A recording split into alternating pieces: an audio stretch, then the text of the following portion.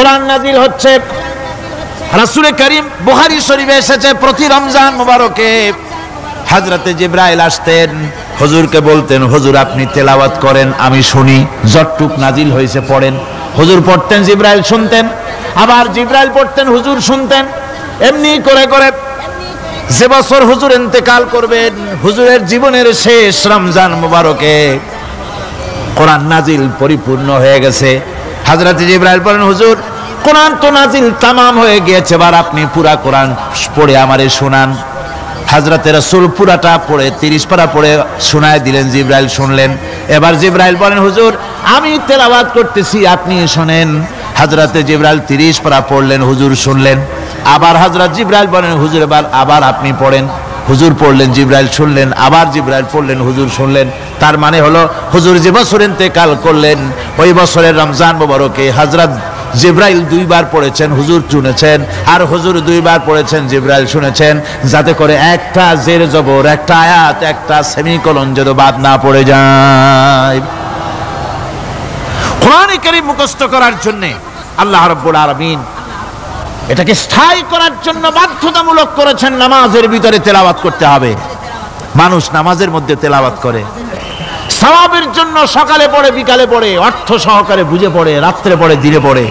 পৃথিবীতে এমন একটা মুহূর্ত নাই যখন কোরআনে কারীম তেলাওয়াত হয় না। জোরে কোন সুবহানাল্লাহ। মানুষ এটাকে তেলাওয়াত করতেছে, মুখস্থ করতেছে। এই কোরআন শরীফের ভিতরে রয়েছে সব কিছু। এর মধ্যে রয়েছে ইতিহাস, এর মধ্যে আছে বিজ্ঞান, এর ভিতরে রয়েছে দর্শন, ভূতত্ত্ব, উদ্ভিদতত্ত্ব, নৃতত্ত্ব, খতত্ত্ব, জ্যোতির্বিজ্ঞান। এর ভিতরে রয়েছে মানুষের পারিবারিক নীতি, সামাজিক নীতি, চুক্তি নীতি, বন্ধু নীতি, যুদ্ধ নীতি, মানুষের যা প্রয়োজন সব কিছু এ কোরআনে কারীমের মধ্যে আল্লাহ পাক সন্নিবেশিত করে দিয়েছেন। জোরে কোন সুবহানাল্লাহি ওয়া বিহামদিহি। আমার ভাইয়েরা, কোরআন এর পরিচয়ের কথা বলতেছিলাম। আল্লাহ পাক কি কোরআন আমাদের শিখালেন, কোন কোরআন আমাদের শিখিয়েছেন, সেই কোরআনের পরিচিতি আপনাদের সামনে আমি তুলে ধরতেছি। আমি নিজে না, এবার কোরআন তার পরিচয় নিজেই দেবে। কেউ যদি কোরআনের কাছে জিজ্ঞাসা করে কোরআন তুমি কোথা থেকে নাজিল হয়েছ, কে তোমাকে নাজিল করেছে, এই প্রশ্ন যদি কেউ কোরআনের কাছে করে, কোরআন নিজেই তার জবাব দিতে পারে কিনা? কোরআন নিজেই বলে তানজিলাম মিম্মান খালাকাল আরদা ওয়াস সামাওয়াতিল উলা। এই কোরআন নাজিল করেছেন তিনি, যিনি ওই সুউচ্চ আকাশ আর জমিনকে যিনি সৃষ্টি করেছেন, সেই আল্লাহ আমারে নাজিল করেছেন। কোরআনের কাছে কেউ যদি প্রশ্ন করে ও কোরআন এই পৃথিবীতে নাজিল হওয়ার আগে তুমি কোথায় ছিলে, কেউ যদি প্রশ্ন করে, কোরআনে কারীম নিজে নিজের পরিচয় শোনায়, আমি কোথায় ছিলাম শোনো। বাল হুয়া কুরআনুম মাজিদুন ফি লাউহিম মাহফুজ। বরং এই কিতাব অতীব মর্যাদা সম্পন্ন সুরক্ষিত ফলকে লিপিবদ্ধ ছিল, আমি ছিলাম লৌহে মাহফুজে, সেখান থেকে এসেছি। যদি কেউ প্রশ্ন করে কোরআন কি, কোরআন তুমি কার উপরে অবতীর্ণ হয়েছ, জবাব কোরআন নিজেই দেয়, ওয়া আমিনু বিমা নুজিলা আলা মুহাম্মাদ ওয়া হুয়াল হাক্কু মির রাব্বিহিম। ঈমান আনো সেই জিনিসের উপরে যেটা মুহাম্মদ সাল্লাল্লাহু আলাইহি ওয়াসাল্লামের উপর অবতীর্ণ হয়েছে। আবার অন্য আয়াতেও জবাব পাওয়া যায়, তাবারাকাল্লাযী নাযালাল ফুরকানা আলা আবদিহি লিয়াকুনা লিল আলামিনা নাযীরা। অতীব বরকতপূর্ণ মহান সত্তা সেই আল্লাহ রাব্বুল আলামিন, যিনি তার বান্দার পরে ফুরকান অবতীর্ণ করেছেন। সুবহানাল্লাহি বিহামদিহি। কোরআনের নাম আমি বলেছিলাম শুধু কোরআন নয়, অনেক নাম আছে। কোরআনের আরেক নাম ফুরকান। কোরআনের আরেক নাম কি? আল ফারকু বাইনাল হাক্কি ওয়াল বাতিল। কোরআন হচ্ছে সেই মহাসত্য যা মিথ্যা এবং সত্যের মধ্যে পার্থক্য সূচিত করে, মঙ্গল এবং অমঙ্গলের মধ্যে পার্থক্য সৃষ্টি করে, যা সত্য এবং মিথ্যার মধ্যে তাফরিকা সৃষ্টি করে, সত্যকে মানুষকে বুঝিয়ে দেয়, তার নাম হচ্ছে ফুরকান। এবার যদি প্রশ্ন করা হয় ও কোরআন বুঝলাম তুমি লৌহে মাহফুজে ছিলে, বুঝলাম তুমি নবীজির উপরে নাজিল হয়েছো, এবার বলো তুমি কোন মাসে নাজিল হয়েছো? তুমি তো আসছিলা প্রথম, কোন মাসে নাজিল হয়েছো? এ প্রশ্ন যদি কেউ করে, কোরআন তার জবাবে বলবে শাহরু রমাদানাল্লাযী উনজিলা ফীহিল কুরআন, রমজানের পবিত্র মাসে আমি অবতীর্ণ হয়েছি। সুবহানাল্লাহ। যদি প্রশ্ন করা হয় রমজানে তো আসছো, কিন্তু প্রথম নাজিল হয়েছিল কোন সময়? ওটা কি দিন ছিল না রাত ছিল? কোরআন তার জবাবে বলে ইন্না আনজালনাহু ফী লাইলাতিল কদর, কদরের পবিত্র রাতে আমি এই পৃথিবীতে আমার আগমন ঘটেছিল। যদি প্রশ্ন করা হয় বুঝলাম সবই, কেন নাজিল হয়েছে তুমি? এই পৃথিবীতে তোমার আসার উদ্দেশ্য কি? মূল কাজটা কি? এই প্রশ্ন যদি করা হয়, কোরআনে কারীম তার জবাবে বলে শোনো কেন এসেছি। লিতুখরিজান নাসা মিনাজ যুলুমাতি ইলান নূর, আমার মিশন হচ্ছে গোটা বিশ্ব মানবতাকে পুঞ্জীভূত জমাট বাঁধা অন্ধকারের ভেতর থেকে টেনে বের করে আলোর সন্ধান দিতে, আলোর দিকে আনার জন্য আমি কোরআন নাজিল হয়েছি। গোটা পৃথিবীর মানুষ আছে অন্ধকারের ভিতরে। কিসের মধ্যে? অন্ধকার কি? অন্ধকার হচ্ছে পুঁজিবাদ, অন্ধকার সমাজতন্ত্র, অন্ধকার ধর্ম নিরপেক্ষতাবাদ, অন্ধকার জাতীয়তাবাদ। মানুষের তৈরি করা যত মতবাদ সব কি? জোরে কোন সবগুলি কি? অন্ধকার। আজকে আসার সময় দেখলাম দেওয়ালে লেখা সমাজতন্ত্র আমরা প্রতিষ্ঠা করে ছাড়ব। চিন্তা করলাম যারা লিখছেন তারা কি পাগল না ছাগল? কি আশ্চর্য কথা! যেই মতবাদ পৃথিবীর মাটি থেকে যে করেছে এই মতবাদ, সেই দেশের লোকেরা ঠাটা মেরে তাদের দেশ থেকে বিদায় করে দিল, তাদের কাছ থেকে লাল হাতি বিদায় করে দিল, পতাকা ছিন্ন ভিন্ন করে জুতার তলে শেষ করে দিল। তৈরি করা বিলিয়ন বইগুলি আগুন জ্বালিয়ে দিল। আর বাংলাদেশের কিছু ছাগল সমাজতন্ত্র এখন টিকা রাখবো। এটা মাথা খারাপ, পাগল না মাথা গোল বুঝতে পারছি না। আমার বন্ধুগণ, এগুলি সব অন্ধকার। এই অন্ধকারের ভেতর থেকে মানুষগুলিকে টেনে আনবে কোরআন কিসের দিকে? আলোর দিকে। এবার যদি প্রশ্ন করা হয় বুঝলাম তুমি অন্ধকার থেকে আলোর দিকে নিয়ে আসবে, আলোর দিকে আসলে পরে ফায়দাটা কি হবে? মূল ফায়দাটা বুঝায় দাও, আসল ফায়দা কি হবে তোমারে যদি মানি? কোরআন তার জবাব দেয়, নিজের পরিচয় নিজে তুলে ধরে, ফামান তাবিআ হুদায়া ফালা খাউফুন আলাইহিম ওয়ালা হুম ইয়াহজানুন। এই কোরআনকে যদি মেনে চলো, এই কোরআনের আইন যদি মানো, সমাজে মানো, ব্যক্তিতে মানো, পরিবারে মানে, রাষ্ট্রে মানো, জীবনের সব ক্ষেত্রে সমস্ত জায়গায় যদি এই কোরআনকে মেনে চলো, ফালা খাউফুন আলাইহিম, তাহলে তোমাদের কোনো ভয় থাকবে না, ওয়ালা হুম ইয়াহজানুন, কোনো চিন্তাও থাকবে না। কিসের ভয় থাকবে না? কোরআনের আইন মেনে যদি চলো সমাজে ও রাষ্ট্রে, চুরির ভয়, ডাকাতির ভয়, জিনার ভয়, হত্যার ভয়, সন্ত্রাসের ভয় কোনো ভয় থাকবে না। ওয়ালা হুম ইয়াহজানুন, চিন্তাও থাকবে না। খাওয়া পড়া, শিক্ষা, চিকিৎসা, বাসস্থান, এগুলির কোনো চিন্তা থাকবে না। কোরআনের সমাজে সব কিছুর গ্যারান্টি দেওয়া হবে, সবগুলি পেয়ে যাবে। এখন যদি আবার প্রশ্ন করা হয় কোরআন বুঝলাম তোমারে মানলে পরে সব ফায়দা হবে, তাহলে এবার জবাব দাও তোমার ভিতরে কি রাজনীতি আছে নাকি? আমি তো মানুষ, আমার রাজনীতি করা লাগে। ম্যান ইজ সোশ্যাল অ্যানিম্যাল, আমরা তো জঙ্গলের পশু নই, আমরা তো মানুষ। আমাদের সমাজ আছে, আমাদের পৌর নির্বাচন আছে, আমাদের জাতীয় নির্বাচন আছে, আমাদের কলকারখানা আছে, জমিন আছে, আমাদের রাজনীতি, অর্থনীতি, সমাজনীতি আছে, পারিবারিক নীতি আছে, অনেক নিয়ম মালা আছে, নিয়ম নীতি আছে। তোমারে মানলে তোমার ভিতরে কি ওগুলো আছে নাকি সে কথা বলো। কোরআন তার জবাবে বলে, وَنَزَّلْنَا عَلَيْكَ الْكِتَابَ تِبْيَانًا لِكُلِّ شَيْءٍ وَهُدًى وَرَحْمَةً وَبُشْرَى لِلْمُسْلِمِينَ। কোরআন জবাবে বলে, শুনে রাখো, শুধু অর্থনীতি সমাজনীতি নয়, শুধু রাজনীতি আর শিক্ষানীতি, যুদ্ধনীতি নয়, তোমার জীবনে যা কিছু দরকার, ইহকালে যা কিছু দরকার, পরকালে সব কথাগুলি আল্লাহ রব্বুল আলামিন আমি কোরআনের সিনার ভিতরে খুলে খুলে বর্ণনা করে দিয়েছেন। সব কথা এ কোরআনে কারীমের ভিতরে রয়েছে। তোমার এমন কোনো জিনিস নাই যা তুমি কোরআনে কারীমের মধ্যে পাবে না। তোমার সমস্ত প্রয়োজন আমার বুকের মধ্যে আল্লাহ দিয়ে দিয়েছেন। বিজ্ঞান আছে, দর্শন আছে, ইতিহাস আছে, সব আছে এর মধ্যে। তবে কোরআনের মধ্যে বিজ্ঞান আছে বলে আমি এটাকে বিজ্ঞানের কিতাব বলবো না, দর্শন আছে বলে দর্শনের কিতাব আমি বলবো না, রাজনীতি আছে বলে কোরআনকে আমি রাজনীতির কোনো কিতাব বলবো না। কোরআন তাহলে কি?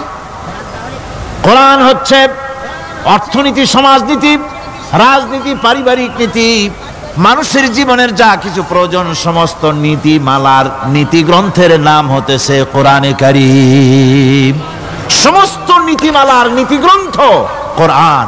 এখানে রয়েছে সব কিছুর উৎস, যেটা গ্রহণ করলে পরে মানুষ আরামে থাকতে পারবে।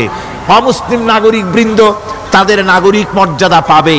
মুসলমান, কৃষক, নারী, চিকিৎসা, কৃষিবিদ, সাধারণ মানুষ, রং, বর্ণ, ভাষা নির্বিশেষে গোটা মানব সভ্যতা আরামে বাস করতে পারবে। পশু পাখিও আরামে থাকবে, গাছপালাও আরামে থাকবে, যেহেতু নির্দেশ হয়েছে বিনা প্রয়োজনে গাছের পাতাটিও ছিল না।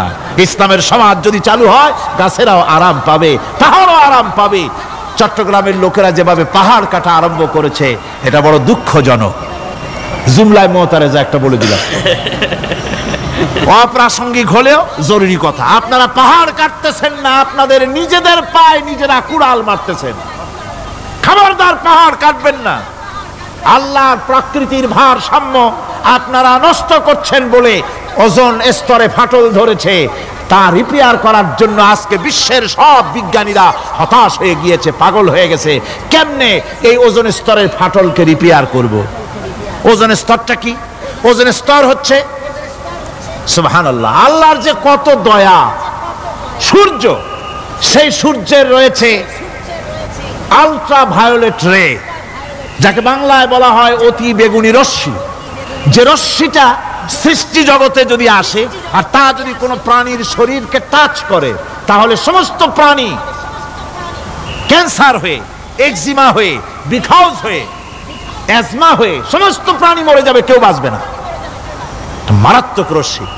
সেই রশ্মিটা যাতে সৃষ্টি জগৎকে টাচ করতে না পারে, সেজন্য আল্লাহ পাক একটা ওজোন স্তর তৈরি করেছেন। ওখানে এসে ওটা বাধাপ্রাপ্ত হয়, পৃথিবীর মাটিতে আসে না। যা কিছু পৃথিবীর মানুষের জন্য, পৃথিবীর জন্য কল্যাণকর, সেগুলি সূর্য থেকে আসতে থাকে। সুবহানাল্লাহ ওয়া বিহামদিহি। যেটা ক্ষতিকর, সেটা আল্লাহ পাক আটকায় রাখেন। এখন সেই ওজোন স্তরে ফাটল ধরলো। কেমনে ফাটল ধরলো? ফাটল আপনি আমি ধরাইছি। আপনি বলবেন যেটা কেমন কথা, আমি তো ওইখানে যাই নাই, আমি ফাটল ধরাইলাম কেমনে? ওই যে সেই আপনার প্রাইমারি স্কুলে ভিজিট করতে গিয়েছিল ইন্সপেক্টর, তারপরে প্রাইমারি না হাই স্কুল ভিজিট করতে গেছে। যায়া জিজ্ঞেস করছে, ছেলেরা কি পড়ছো? বলে ইতিহাস। ঠিক আছে, ইতিহাস থেকেই প্রশ্ন করব। বলো তো, চীনের প্রাচীর কে ভেঙেছে? ছেলেরা জবাব দিচ্ছে না। তুমি বলো, তুমি বলো। কেউ বলছে না। বেঞ্চের কোনা যে ছেলেটি, সে বলছে সর্বনাশ। কেউ যখন স্বীকার করে না, এটা তো আমার মাথায় আসবে। সব শেষ ইন্সপেক্টর তাকে বলছে, তুমি বলো তো, কে ভেঙেছে চীনের প্রাচীর? কয়, স্যার, গ্রামে আমার দুষ্টমির যথেষ্ট বদনাম আছে, কিন্তু চীনের প্রাচীর ভাঙার মতো দুষ্কর্ম আমি করি নাই। ইন্সপেক্টর খুব রেগে গেলেন, মাস্টারের দিকে তাকালেন। এই বুঝি আপনার ইতিহাস পড়ানো? মাস্টার ইন্সপেক্টরের বিরক্তি ভরা মুখ দেখে বলছেন, স্যার রাগ করবেন না, এসব ছাত্র তো আমার, ওদের অবস্থা তো আমি জানি। আপনি আসছেন ঢাকা থেকে, আপনি জানবেন কি?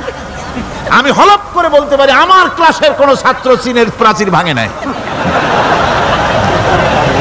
ইন্সপেক্টর রাগ হইয়া চলে গেছে হেডমাস্টারের রুমে, যায় বলছে যে আমি আপনার স্কুলের গ্রান্টকে আমি নাকচ করে দেব, মঞ্জুরি আমি ক্যান্সেল করে দেব। কেন? এই অবস্থা। হেডমাস্টার বলছে, স্যার রাগ করবেন না, আপনার জন্য কিছু টাকা পয়সাও রাখছি হাদিয়া। বড় একটা চর্বিযুক্ত খাসিও জবাহ করা হয়েছে, পুকুর থেকে রুই মাছ তোলা হয়েছে। তারপরেও আমার ছাত্ররা টিচাররা বলার পরেও যদি আপনার সন্দেহ হয়ে থাকে যে আমার ছাত্ররাই ভাঙছে, তো ওই আপনি অসন্তুষ্ট হবেন না, রাগ করবেন না। স্যার, ওই প্রাচীর ভাঙতে যা খরচ লাগে আমি কিছু খরচ দেবো, তো আপনি রাগ করেন না। এখন চিন্তা করেন, স্কুলের ছাত্র থেকে শুরু করে হেডমাস্টার পর্যন্ত জ্ঞানের বহর। তো বলতেছিলাম, আপনি আমি ওজন স্তরে ফাটল ধরিয়েছি, তার অর্থ এই নয় যে আপনারা গিয়ে ওখানে কুড়াল মারিয়ে ওটারে ভাঙছেন। তাহলে ওটা কি হয়েছে? কোরআনে কারীমে রব্বুল আলামিন বলেন, ওয়ামা আসাবাকুম মিন মুসিবাতিন ফাবিমা কাসাবাত আইদিকুম ওয়া ইয়াফু আন কাসীর। যত বিপদ তোমাদের উপর আরোপিত হয়, সমস্ত বিপদ তোমাদের দুই হাতের কামাই করা। কে বলছেন? আল্লাহ পাক। ওজন স্তরে ফাটল ধরেছে, এটা বিপদ। বিশ্বের সমস্ত মানব সভ্যতা সৃষ্টি জগতের জন্য বিপদ। এই বিপদের জন্য দায়ী পৃথিবীর মানুষ। কিরকম?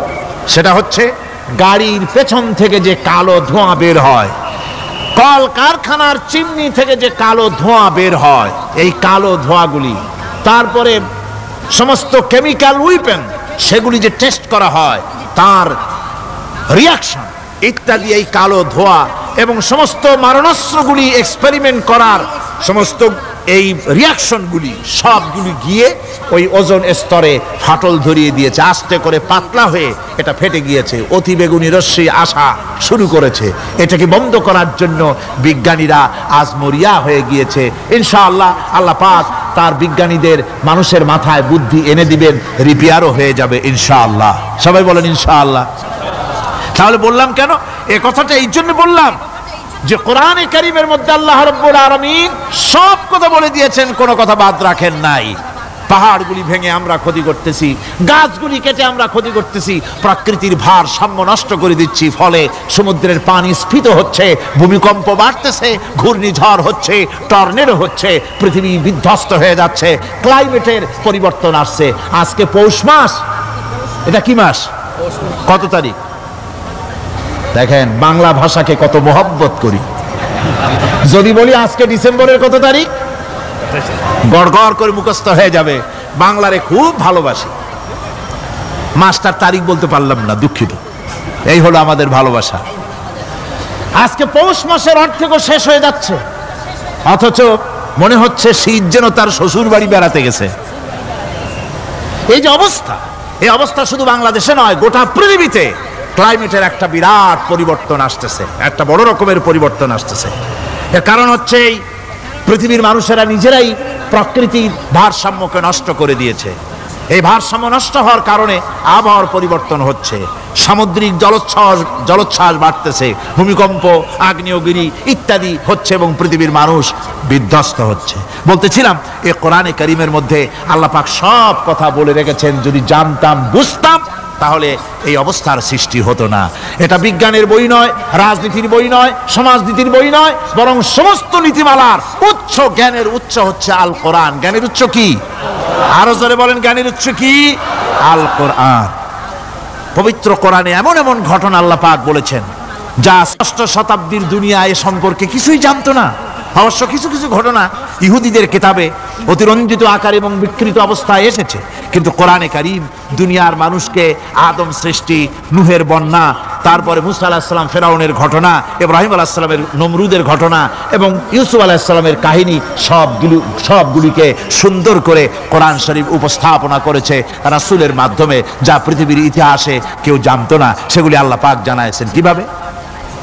কোরআনে কারীম বলছে, তিলকা মিন আম্বাইল গায়বি নূহিহা ইলাইকা মা কুনতা তা'লামুহা আনতা ওয়ালা কওমুকা মিন ক্বাবলি হাযা। এ হলো সব অজ্ঞাত ঘটনা। সমস্ত ঘটনাগুলি আল্লাহ পাক তার হাবিবকে শুনিয়ে বলে দিলেন, সব অজ্ঞাত ঘটনা যা তুমি জানতে না, তোমার কোনো জানা ছিল না, আমি ওহীর মাধ্যমে তোমাকে সব জানাইছি। ইউসুফ আলাইহিস সালামকে যখন তার ভাইয়েরা কুয়ার মধ্যে ফেলে দিতেছিল তখন তুমি উপস্থিত ছিলে না, এই ঘটনা ওহীর মাধ্যমে আমি জানালাম।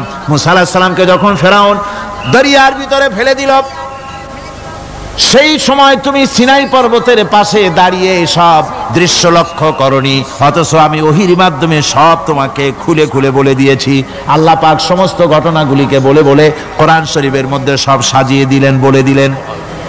তিনি বললেন, ওয়ামা কুনতা বিজানিবিল গারবি ইয কাদাইনা ইলা মুসাল আমরা ওয়ামা কুনতা মিনাশ শাহিদিন। ফিরআউন যে মুসার সঙ্গে যে ব্যবহারটা করলো, এ সময় সেখানে তুমি উপস্থিত ছিলে না, আমি ওহীর মাধ্যমে তোমাকে তা জানিয়েছি। কাযালিকা নাকুসসু আলাইকা মিন আনবাই মা ক্বাদ সাবাকা ওয়া ক্বাদ আতাইনাকা মিন লাদুন্না যিকরা। আল্লাহ পাক বলেন, এভাবে আমি আপনার কাছে অতীত ঘটনাবলী ওহীর মাধ্যমে নিখুঁতভাবে আপনার সামনে সব বলে দিয়েছি। আমার ভাইয়েরা, এই বিশ্বলোকে ঊর্ধ্ব লোক সম্পর্কে নির্ভুল তথ্য বর্ণনা আল্লাহ পাক করে দিয়েছেন কোরআনের মাধ্যমে। 1665 খ্রিস্টাব্দে স্যার আইজাক নিউটন তিনি আবিষ্কার করলেন মাধ্যাকর্ষণ শক্তিকে। এই মাধ্যাকর্ষণ শক্তি, ল অফ গ্র্যাভিটেশন, এ সম্পর্কে মানুষের এই থেকে কিছু জানলো, কিন্তু আজ থেকে 1400 বছর আগে আল্লাহ রাব্বুল আলামিন তার উম্মি নবী, যিনি কোনো বিজ্ঞানাগারে লেখাপড়া করেন নাই, কোনো সায়েন্স রিসার্চ করেননি, যিনি কোনো কলেজ ইউনিভার্সিটিতে পড়াশোনা করেননি, তার মাধ্যমে জানিয়েছেন মাধ্যাকর্ষণ শক্তির কথা। কোরআন বলছে, ইন্নাল্লাহা ইউমসিকুস সামাওয়াতি ওয়াল আরদা আন তাজুলা। এই পৃথিবী এবং সমস্ত গ্রহ উপগ্রহকে আল্লাহ পাক বলছেন, আমি এমন এক শক্তি দিয়েছি যে শক্তির মাধ্যমে একটা আরেকটাকে আকর্ষণ করে রাখছে। এই পৃথিবীতে মাধ্যাকর্ষণ শক্তি শুধু পৃথিবীর নাই, সূর্যের আছে, মঙ্গলের আছে, নেপচুনের আছে, ইউরেনাসের আছে, বৃহস্পতির আছে। প্রত্যেকটি গ্রহের আলাদা আলাদা মাধ্যাকর্ষণ শক্তি আছে, আর এই শক্তির বলে একটা আরেকটাকে টেনে ধরছে, যাতে করে বিচ্ছিন্ন হয়ে না যায়, যাতে করে ধ্বংসপ্রাপ্ত না হয়। এগুলি আল্লাহ পাক এই তথ্যগুলি কোরআনে কারীমের মধ্যে বলেছেন। ফলে মরিস বুকাইলির মতো লোক, যিনি ফরাসি দার্শনিক, তিনি বলেছেন দুনিয়ার সমস্ত বিজ্ঞানীদের থিওরি হচ্ছে এই, যে বিজ্ঞানের কোনো থিওরি ফাইনাল নয়। আজ একটা হচ্ছে, কাল সেটাকে পরিবর্তন করে নতুন আর এক থিওরি আসতেছে।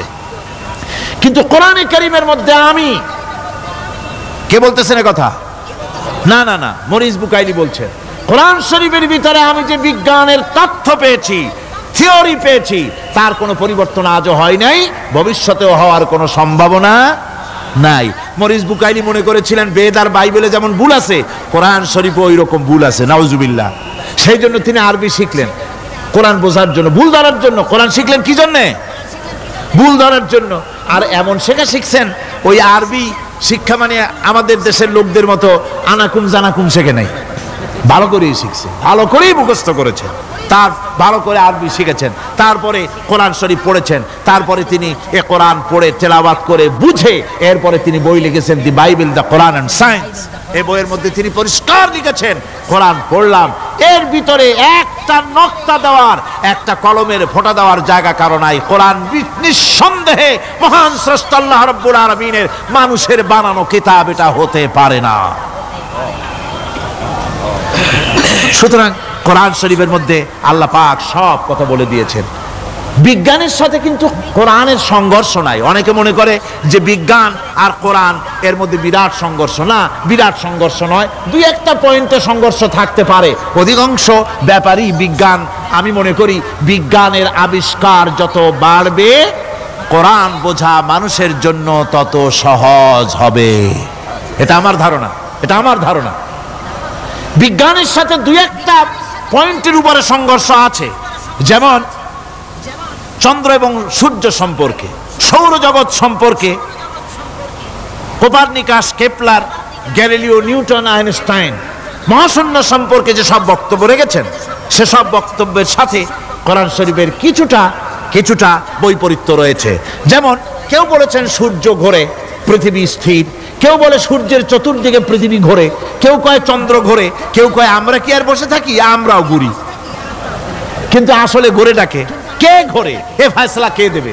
কে দিবে বলুন তো? হ্যাঁ, ঠিক বলেছেন, আল্লাহই দিবেন, কারণ এগুলি সৃষ্টি করেছেন কে? এবার শুনুন, এই বিতর্কের মীমাংসা আল্লাহ পাক করছেন কোরআনে কারিমে বহু আগে। গ্যালিলিও, কেপলার, কোপার্নিকাস, এদের বলার অনেক আগে বিশ্বনবী জনাবে মুহাম্মদ রাসূলুল্লাহ সাল্লাল্লাহু আলাইহি ওয়াসাল্লাম তিনি বলে দিয়েছেন, আল্লাহর কথা তিনি বলেছেন, লাশ-শামসু ইয়ামবাগি লাহা আন তুদরিকাল কামারা ওয়ালাল লাইলু সাবিকুন নাহার ওয়া কুল্লুন ফি ফালাকিন ইয়াসবাহুন। প্রবল জ্ঞানী হইবে যাহারা, আপন মনেতে বুঝিবে তাহারা, রাত্রি পারে না আগে যাইবার দিনের স্থান করি অধিকার, চন্দ্র বাঁধে না সূর্যের গায়েতে, সূর্য পারে না চন্দ্রকে ধরিতে, যার যে স্থান বহাল রাখিয়া ভ্রমণ করিছে খোদাকে ডরিয়া।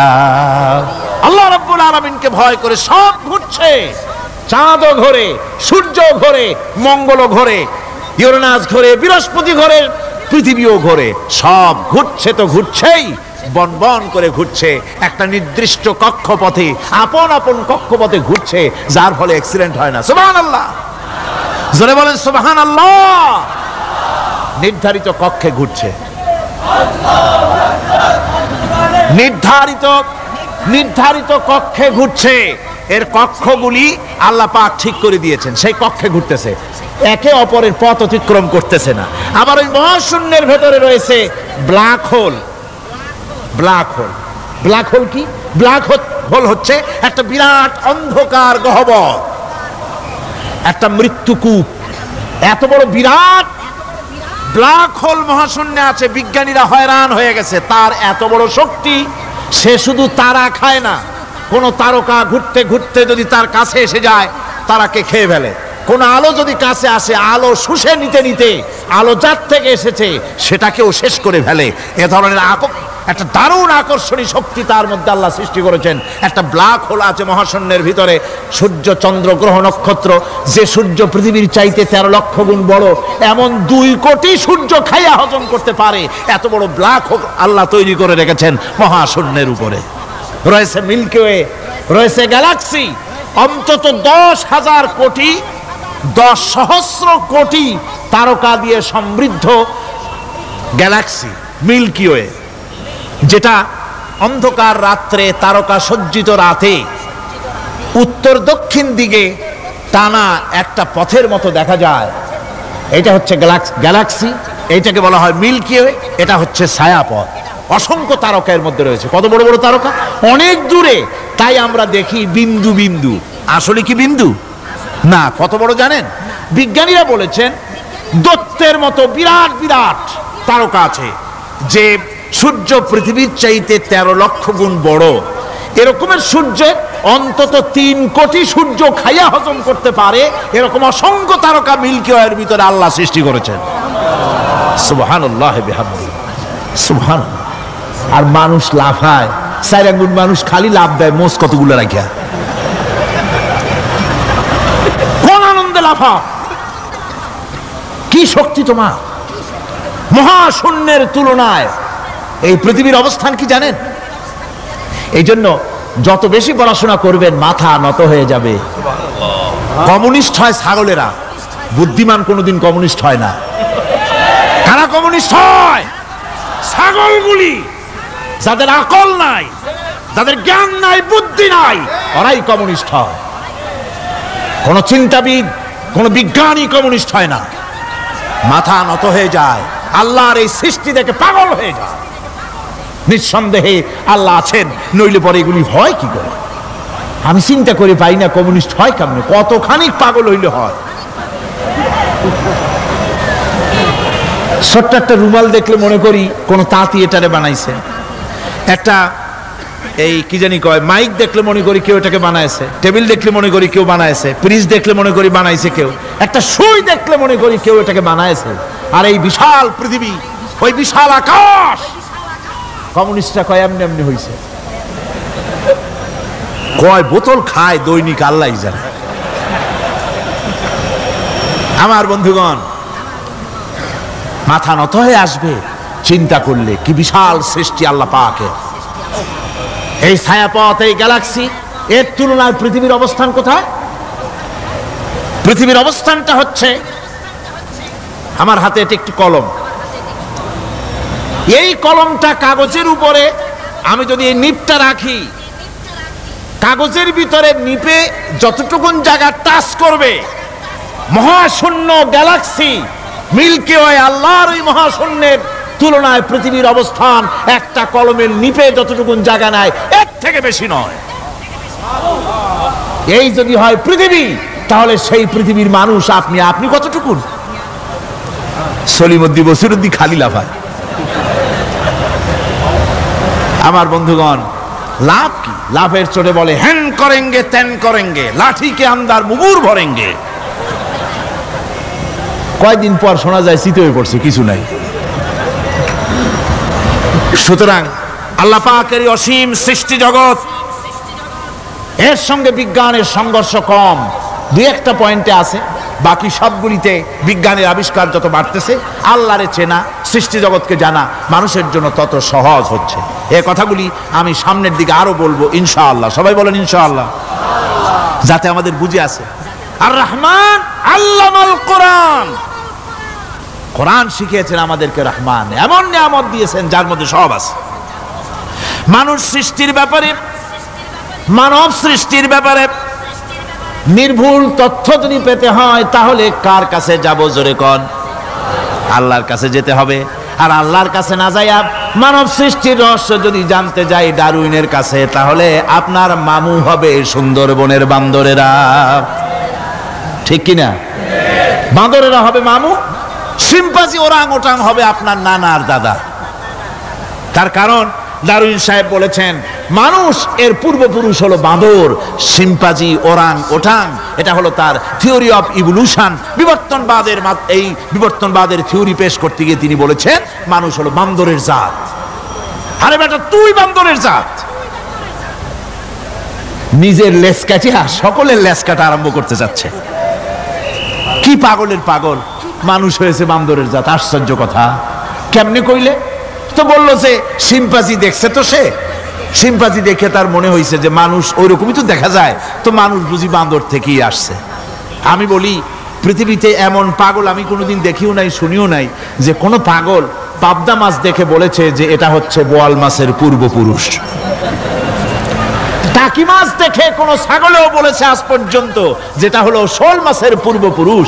পুঁটি খাইতে খাইতে আস্তে আস্তে বিরাট শোলে পরিণত হয়ে গেছে, কোনো পাগলেও বলেনি। আচ্ছা, মেনে নিলাম ডারউইন সাহেবের থিওরি, মেনে নিলাম এক সেকেন্ডের জন্য যে বান্দর থেকেই মানুষ হয়েছে। এখনো তো বানর প্রজাতি আছে না? শেষ হয়ে গেছে? আছে কিনা? তাহলে সুন্দরবনে যান, যে দেখুন কোন বাঁদর কি এ পর্যন্ত দেখা গেছে যে কোমর পর্যন্ত মানুষের মতো হয়ে গেছে? আর একটু দুধ আর পনির আর একটু এই শুটকি মাছ লোটটা ফিশ খাওয়াইলে আর কদিনের মধ্যে এই বান্দরটা মানুষ হয়ে যাবে? হয়েছে এরকম? বাঁদরের 12 আনা মানুষ হয়ে গেছে, 14 আনা মানুষ হয়ে গেছে, আর অল্প একটু বাকি। এরকম দেখা গেছে কোথাও? দেখা যায়নি। এগুলি পাগলামি কথা, পাগলামি কথা। মানুষ বানর থেকে আসেনি, মানুষ ওরাং ওটাং থেকে আসেনি, মানুষ শিম্পাঞ্জি থেকে আসেনি। মানুষ এসছে কোত্থেকে? এটা জানতে হলে, এই নির্মূল তথ্য জানার জন্য আসতে হবে কোরআনের কাছে। কার কাছে? আল্লাহ রাব্বুল আলামিন তার হাবিবের মুখ থেকে মানব সৃষ্টি রহস্য তিনি উদ্ঘাটন করে দিয়েছেন। তিনি বলেছেন, দুনিয়াবাসীকে শুনিয়েছেন, ফালয়ানজুরিল ইনসানু মিম্মা খুলিক, খুলিকা মিম্মা ইন দাফিকিন ইয়াখরুজু মিন বাইনিস সুলবি ওয়াত তারাইব। আল্লাহ পাক বলেন, মানুষ কি তার সৃষ্টি রহস্য দেখে না? কেমনে তাকে আমি সৃষ্টি করেছি? মায়ের বক্ষ পিঞ্জর থেকে, বাপের পৃষ্ঠ থেকে সবেগে নির্গত এক ফোঁটা নাপাক পানি দিয়ে আমি আল্লাহ মানুষকে সৃষ্টি করেছি। বান্দর থেকে নয়, ওরাংওটাং থেকে নয়, শিম্পাঞ্জি থেকে নয়। মানুষের অরিজিন মানুষ। আদম থেকে তোমরা জন্মগ্রহণ করেছো, আদম এসেছে মাটি থেকে, তোমরা এসেছো আদম থেকে। সুবহানাল্লাহি ওয়া বিহামদি। এটাই হলো মানব সৃষ্টির রহস্যের কথা আল্লাহ পাক বলে দিয়েছেন।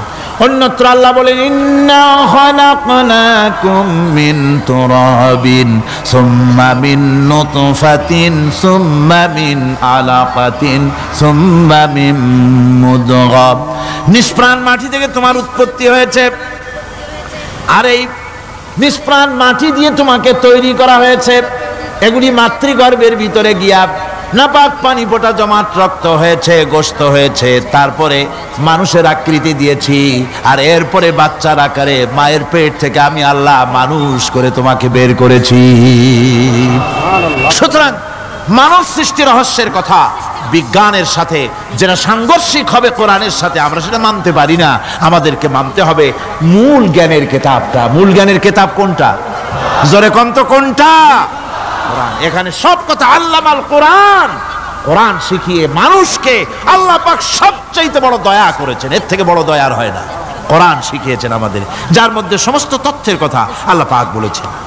The universe and doctor Einstein বইয়ের ভিতরে লেখা হয়েছে যে একদিন এমন হবে যখন ধীরে ধীরে সূর্য তার আলো হারিয়ে ফেলবে, চন্দ্র নিষ্প্রভ হয়ে যাবে, আর পৃথিবী আস্তে আস্তে তার গতি হারিয়ে ফেলবে। একথা আজকের বিজ্ঞানীরা অথবা আজ থেকে কয়েক বছর আগের বিজ্ঞানীরা একথা বলছেন। কিন্তু রাসূল করিম সাল্লাল্লাহু আলাইহি ওয়াসাল্লামের মুখ থেকে আজ থেকে 1400 বছর আগে, যিনি বিজ্ঞানাগারে মোটেও পড়াশোনা করেননি, লিখতে জানেন না, পড়তে জানেন না, সই করতে জানেন না, বিজ্ঞান আজ যে কথা বলছে সেই কথা 1400 বছর, 1500 বছর আগে রাসূল করিমের মুখ থেকে আল্লাহ পাক বলছেন।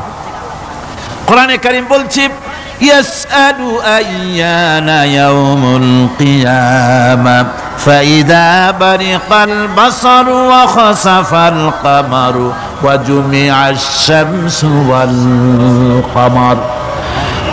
হে রাসূল, রাসূলের কাছেরা জিজ্ঞাসা করে কিয়ামত কবে হবে? আল্লাহ পাক বলেন, বলে দিন যেদিন চন্দ্র তার আলো হারিয়ে ফেলবে, যেদিন সূর্য তার আলো হারিয়ে ফেলবে, আর চন্দ্র আর সূর্য সব একাকার হয়ে যাবে। হাজারা বলছে চাঁদে আলো থাকবে না, সূর্য আগের থেকে তার উত্তাপ এবং আলো স্তমিত হতেছে, এবং হতে হতে এমন এক পর্যায়ে আসবে যখন সূর্য আলো হারিয়ে ফেলবে। বিজ্ঞানীরা গত 4-5 বছর আগে এ বক্তব্য রেখেছেন, কিন্তু 1400 বছর আগে বিজ্ঞানের লালনাগারে লেখাপড়া না করে হুজুরের মুখ থেকে আল্লাহ কথা বলে দিয়েছেন। তাহলে বিজ্ঞানের আসল কিতাব কোনটা? জোরে বলেন কোনটা? আল্লাহ পাক আরো বলেন ইজা শামসু কুবিরাত ওয়া ইযান নুজুমুন কাদারাত ওয়া ইযাল জিবালু সুজ্জিরাত। তারকাগুলি, সূর্যের আলো থাকবে না, নক্ষত্রগুলো স্থানচ্যুত হয়ে যাবে, কক্ষচ্যুত হয়ে যাবে, পাহাড়গুলিকে পরিচালিত করে দেওয়া হবে, কিছুই থাকবে না, সব শেষ হয়ে যাবে।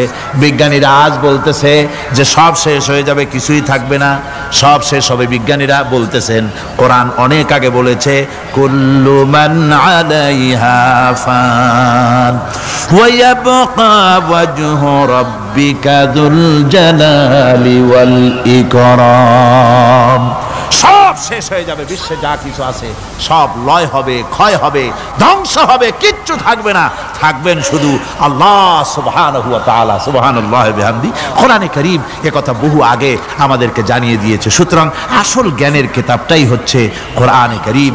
এই কোরআনের কাছে আমরা যত যেতে পারবো, যত কোরআন বুঝতে পারবো, ততই আমাদের জন্য আমরা সমৃদ্ধ হতে পারবো, আমাদের উপর আল্লাহর রহমত আসবে, আমরা সমাজ চালাতে পারবো, আমরা দেশ চালাতে পারবো, আমরা দুনিয়ায় শান্তি পাবো, আমরা আখিরাতেও মুক্তি লাভ করতে পারবো। কোরআনে কারীম সমস্ত বিজ্ঞানের উৎস, দর্শনের উৎস।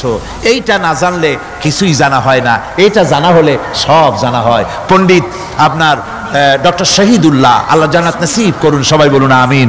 তিনি বলতেন, বড় বড় সেমিনারে গিয়ে বলতেন তিনি, যে আপনারা যারা বক্তব্য রাখতে এসেছেন, জনগণকে বলছি না, যারা বক্তব্য রাখতে এসেছেন, MA পাস করেছেন, ডিগ্রি করেছেন, PhD করেছেন, এভারসিএস করেছেন, বহু কিছু ডিগ্রি আপনারা লাভ করেছেন, নামের আগে 6 হাত লম্বা ডিগ্রি আপনারা লাগাইছেন, আপনারা পণ্ডিত ঠিকই, কিন্তু এই কোরআন শরীফের জ্ঞান যদি আপনাদের না থাকে, আপনারা পণ্ডিত, তবে আপনারা মূর্খ পণ্ডিত। কি পণ্ডিত? কি পণ্ডিত? মূর্খ পণ্ডিত। ওরা বলে যে মৌলবীরা জানে কি, মৌলবীরা জানে কি? আরে ভাই, মৌলবীদের কাছে তো আসল জ্ঞান আছে। সুবহানাল্লাহি ওয়া বিহামদি। এখানে সবটা আছে। আপনারা এখানে আসেন, এটা বিশ্বাস করলে আপনি সবটা পেয়ে যাবেন। কোরআন বিশ্বাস করতে পারলে, কোরআন জানতে পারলে আপনি সব জানবেন। কোরআনে কারীমের মধ্যে আল্লাহ পাক কত কথা বলেছেন, এর মধ্যে আছে আল্লাহ পাক বলেছেন আফালা ইয়ানজুরুনা ইলাল ইবিলি কাইফা খুলিকাত। এই যে আমি উটগুলোরে বানাইছি, কেমনে বানাইলাম তোমরা কি দেখছো? উট কেমনে বানিয়েছি? মুফাসসিরিনে কেরাম এর উপরে অনেক আলোচনা করেছেন। তারা বলেছেন যে উট মরুভূমির জাহাজ, তারপরে উটের পিঠে একটা চুট আছে, কোন কোন উটের পিঠে দুইটা চুট আছে, মাঝখানে বসে একটারে হেলান দিয়ে আর একটা ধরে বসা যায়। আমি দেখছি দুইটা চুটওয়ালা উট, আফ্রিকান উট আমি দেখেছি, যে চুট সুবহানাল্লাহ দেখলে অবাক হয়ে যেতে হয় যে আল্লাহর কি কুদরত। উটের পৃষ্ঠে দুইটা চুট, মাঝখানে আপনি বসবেন, পিছনেরটা একটা সোফা সেটের মতো, পিছনে হেলান দিলেন, আর সামনে যখন সে মরাল সম চড়াই উত্তরাই পথ দিয়ে নামা ওঠা করবে, তখন আপনি যেন পড়ে না যান সেজন্য সামনেরটা বুকের সাথে জড়ায় ধরবেন। এরপরে কি সৃষ্টি আল্লাহর, সুবহানাল্লাহি বিহামদিহি। জিরাফগুলি দেখুন, জিরাফগুলি তার মাথা কত বড় উঁচা। লন্ডন জুতে জিরাফ দেখলাম, সেই জিরাফের দেহ থেকে তার মাথাটা 22 ফিট উঁচা। মানে সে যদি নিচে দাঁড়ায়, 3 তলা বিল্ডিং এর ছাদের উপরে নাস্তা দিলে তো নিচে দাঁড়ায় খাইতে পারে, এই অবস্থা। সেই জিরাফে পানি খাবে কেমনে?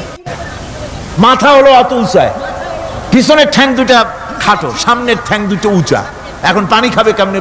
ওই মাথা নামাইতে গেলে ঠ্যাং তো অনেক উঁচা। আল্লাহ পাক এমন সুন্দর ব্যবস্থা করলেন, সামনের দুইটা ঠ্যাং এভাবে সরায় দেওয়ার মতো। ও যখনই পানি খায় দেখলাম দুইটা ঠ্যাং অনেক ছেড়ায় দেয়, দুই দিকে ঠ্যাং চলে যায়, তখন মাথাটা সহজে নিচে নামায় আসে, পানি খাইতে পারে। এই সুযোগগুলি আল্লাহ সুবহানাহু ওয়া তাআলা তিনি করে দিয়েছেন। ওমা কুন্না আনিল খালকি গাফিলিন, আমি আমার সৃষ্টি জগৎ সম্পর্কে অমনোযোগী নহি। সুবহানাল্লাহি বিহামদিহি। ভল্লুকগুলি কি বিরাট বিরাট একটা ভল্লুক, শ্বেত ভল্লুক দেখেছি, কৃষ্ণ ভল্লুক দেখেছি, হাঁটতেছে মনে হয় যেন পায়ের তলায় হাফসুল করা, ঠিক জুতা পায়ের তলাটা যেমন দেখা যায় ওই রকমের তলাটা, গায়ে একেবারে পশম। লোক ওই বরফের দেশে থাকতো, সে শীত কষ্ট না পায় সেই জন্য আল্লাহ একটা কম্বল ওর গায়ে জড়ায় দিয়েছে, অটোমেটিক কম্বল। সুবহানাল্লাহি বিহামদিহি। তো উট, আল্লাহ বলছেন উট কেমনে বানাইছি দেখছো? আফালা ইয়ানজুরুনা ইলাল ইবিলি কাইফা খুলিকাত, উট বানালাম কেমনে দেখেছিস? মানুষ অবাক হলো, আল্লাহ এত কথা থুইয়া উটের কথা বলছেন, কারণ নানান রকম মানুষ বলল। শেষ পর্যন্ত প্রাণীতত্ত্ববিদরা তারা আবিষ্কার করলেন মূল কারণটি। অনেক কারণ আছে আল্লাহ পাকে কথা বলার। উট তো মরুভূমির জাহাজ, তারপরে উট মানুষের অনেক উপকারে আসে, এ কথা বলা হয়েছে। প্রাণীতত্ত্ববিদরা খুঁজে খুঁজে তারা দেখতে পেয়েছে যে উটকে জবাহ করে দেখা গেছে উট সমস্ত প্রাণী বাতাস থেকে অক্সিজেন যতটা গ্রহণ করে ততটা ছেড়ে যায়, যতটা গ্রহণ করে ততটা ছেড়ে যায়।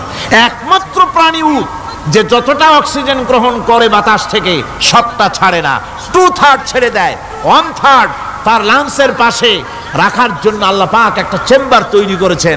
ওই চেম্বারের ভিতরে 1/3 অক্সিজেন থেকে যায়, কারণ পানিও রেখে, তার পানি রাখার জন্য রিজার্ভ ট্যাঙ্কি আছে, একটা ভেতরে একটা রিজার্ভ ট্যাঙ্কি আছে, অক্সিজেন রাখার একটা চেম্বার আছে।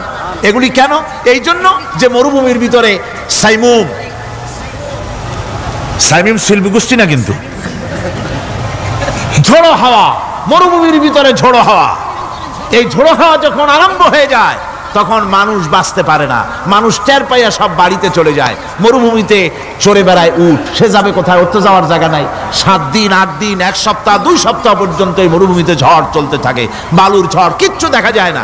ওখানে দেখছিলেন বালুর পাহাড়, কালকে আজকে দেখবেন বালুর পাহাড় এখানে চলে আসছে। এইভাবে পাহাড় তৈরি হয়ে যায়, বালি উড়ায় নিয়ে যায় বাতাসে।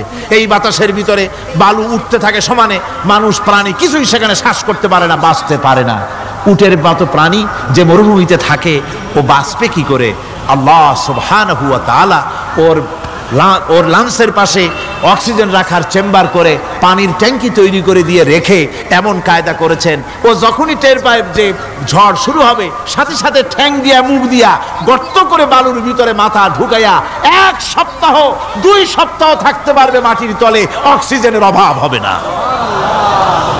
আফালা ইয়ানজুরুনা ইলাল ইবিলি কাইফা খুলিকাত, দেখো নাকি কিভাবে সৃষ্টি করেছি আমি এই সুন্দর উটকে, একবার দেখো। আর শুকরিয়া তোমার মাথা নত হবে। যত বড় কমিউনিস্ট হও, আল্লাহর শ্রেষ্ঠের জন্য সেজদা দিতে বাধ্য হবে যদি তোমার ঈমান এতটুকুনো থাকে। আমার ভাইরা, আল্লাহ রাব্বুল আলামিন অসংখ্য প্রাণী সৃষ্টি করেছেন এবং সবগুলির প্রয়োজন তিনি মিটিয়েছেন। সুবহানাল্লাহ পড়েন। দেখুন সমুদ্রের ভিতরে তিমি চলতেছে, বিশাল তিমি, অনেকে দেখেন নাই, কেউ কেউ দেখেছেন, আমি দেখেছি তিমি মাছ, বিশাল তিমি। এই তিমি মাছ শত শত টন ওজন, একটা তিমি 150 টন 250 টন 500 টন 1000 টন, বিরাট বিরাট ওজনের তিমি মাছ। এই তিমি মাছ পানির নিচে থাকে, আবার পানির উপরেও আসে। উপরে আসবে কেমনে, নিচে যাবে কেমনে এত ওজন নিয়ে? আল্লাহ সুবহানাহু ওয়া তাআলা তার পেটের ভিতরে লক্ষ লক্ষ গ্যালন পানি ধরে, হাজার হাজার গ্যালন পানি ধরে এরকম একটা রিজার্ভ ট্যাঙ্ক তৈরি করেছেন। ও যখন ডুবতে চায় তখন পিঠের উপর থেকে ডালাটা উন্মুক্ত করে দেয়, গলগল করে সমুদ্রের পানি পেটের মধ্যে ঢুকতে থাকে। পানিতে ভরে গেল, শরীরের ওয়েট দারুণ ভাবে ওয়েট ক্যারি করলো, তখন সে আস্তে করে সমুদ্রের তলায় ডুবে গেল। আবার যখন সে শ্বাস প্রশ্বাসের জন্য, অক্সিজেনের জন্য সমুদ্রের উপরে উঠতে চায়, তখন ডালাটা খুলে দিয়ে পাম্প দেয় নিজের শরীরে। পাম্প দিলে পরে তার ভিতর থেকে রক্ষিত পানির ফোর্স এত উঁচা হয়, অন্তত 10 মাইল দূর থেকে সেই পানির ফোয়ারা দেখা যায়। 3 মাসের এই অবস্থা দেখে মানুষ তৈরি করেছে সাবমেরিন। আমি সাবমেরিনেও চড়েছি, দেখেছি দ্বিতীয় বিশ্বযুদ্ধে যে সাবমেরিন ব্যবহার করা হয়েছিল, পোর্টসমাউথে সেই সাবমেরিন আমাকে দেখানো হয়েছে, আমি দেখেছি। তাতেও ঠিক একই কায়দায় পানি ভরে পানির তলায় যায়, আবার ওঠার সময় পানি ছেড়ে উপরে চলে আসে। 3 মাস থেকেই মানুষ এটাকে গ্রহণ করেছে। মানুষের শিক্ষার জন্য অগণিত প্রাণী আল্লাহ সৃষ্টি করেছেন বিজ্ঞানের সাথে, তাই কোরআনের সংঘর্ষ নাই। বিজ্ঞান মানুষকে যত বেশি আবিষ্কার করবে, বিজ্ঞান কোরআন বোঝা মানুষের জন্য তত সহজ হবে। আর আপনারা যত জ্ঞানী হবেন, কোরআন যত পড়বেন, মাথা তত নত হবে। তুলা গাছের ফল যত পাকে তত গাছ কি হয়, ডালগুলো কি হয়, উপরে উঠে যায়। বোঝেন না কেন? তুলা গাছ নাই আপনাদের দেশে? তুলারে কি কয় চট্টগ্রামে? তুলা গাছরে কি কয়? তুলা গাছ। তুলা গাছের ফল যত পাকে তত গাছের ডাল কি হয়, যখন কাঁচা থাকে তখন নিচে থাকে, ডাল ঝুঁকে পড়ে, আর পাকলে পরে উপরে উঠে যায়। আর আম গাছের ফল যত পাকে তত ডাল কোথায় যায়, নিচে যায়। যারা মানুষের তৈরি করা এই সমস্ত জ্ঞানে যারা সমৃদ্ধ হয়, তারা ওই তুলা গাছের মতো আস্তে করে যতই জ্ঞানে বৃদ্ধ হয় ততই ডাল উপরের দিকে যায়, জ্ঞান তত হালকা হয়।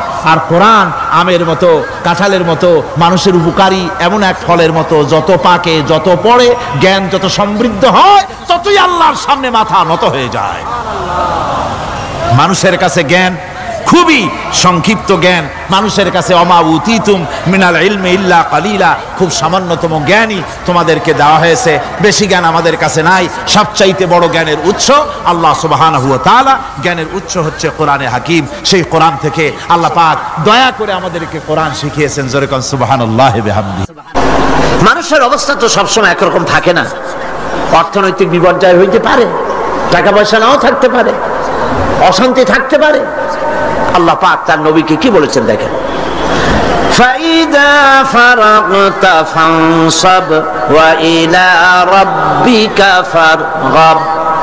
আল্লাহ পাক বলেন, যখন তুমি খালি হাত হয়ে যাবে, দাঁড়িয়ে যাবে, আর আল্লাহ পাকের কাছে মিনতি জানাবে। সুবহানাল্লাহ। খালি হাত হয়ে গেছে, দাঁড়ায় যাও, আল্লাহর কাছে মিনতি করো, আল্লাহর কাছে চাও। বুখারী শরীফ এসেছে, স্যান্ডেলের ফিতা কাছে যদি ছেড়ে, তাহলে আল্লাহর কাছে চাও। কার কাছে চাইবেন? আল্লাহর কাছে চান। আমাদেরকে এই দৃষ্টান্ত নবীরা দেখায় দিয়েছেন, পয়গম্বরেরা আল্লাহর কাছে চেয়ে আমাদের দেখাইছেন। হযরতে ইব্রাহিম আলাইহিস সালামকে আগুনের ভিতরে যখন ফেলাবার ব্যবস্থা হয়েছে, তাকে যখন আগুনে ফেলা হচ্ছে, হযরত জিবরাইল বলেন, ইব্রাহিম আমার কাছে সাহায্য চাও, আগুন থেকে বাঁচায় দেব। হযরত ইব্রাহিম ভয় পেয়ে সাহায্য চাইছিলেন।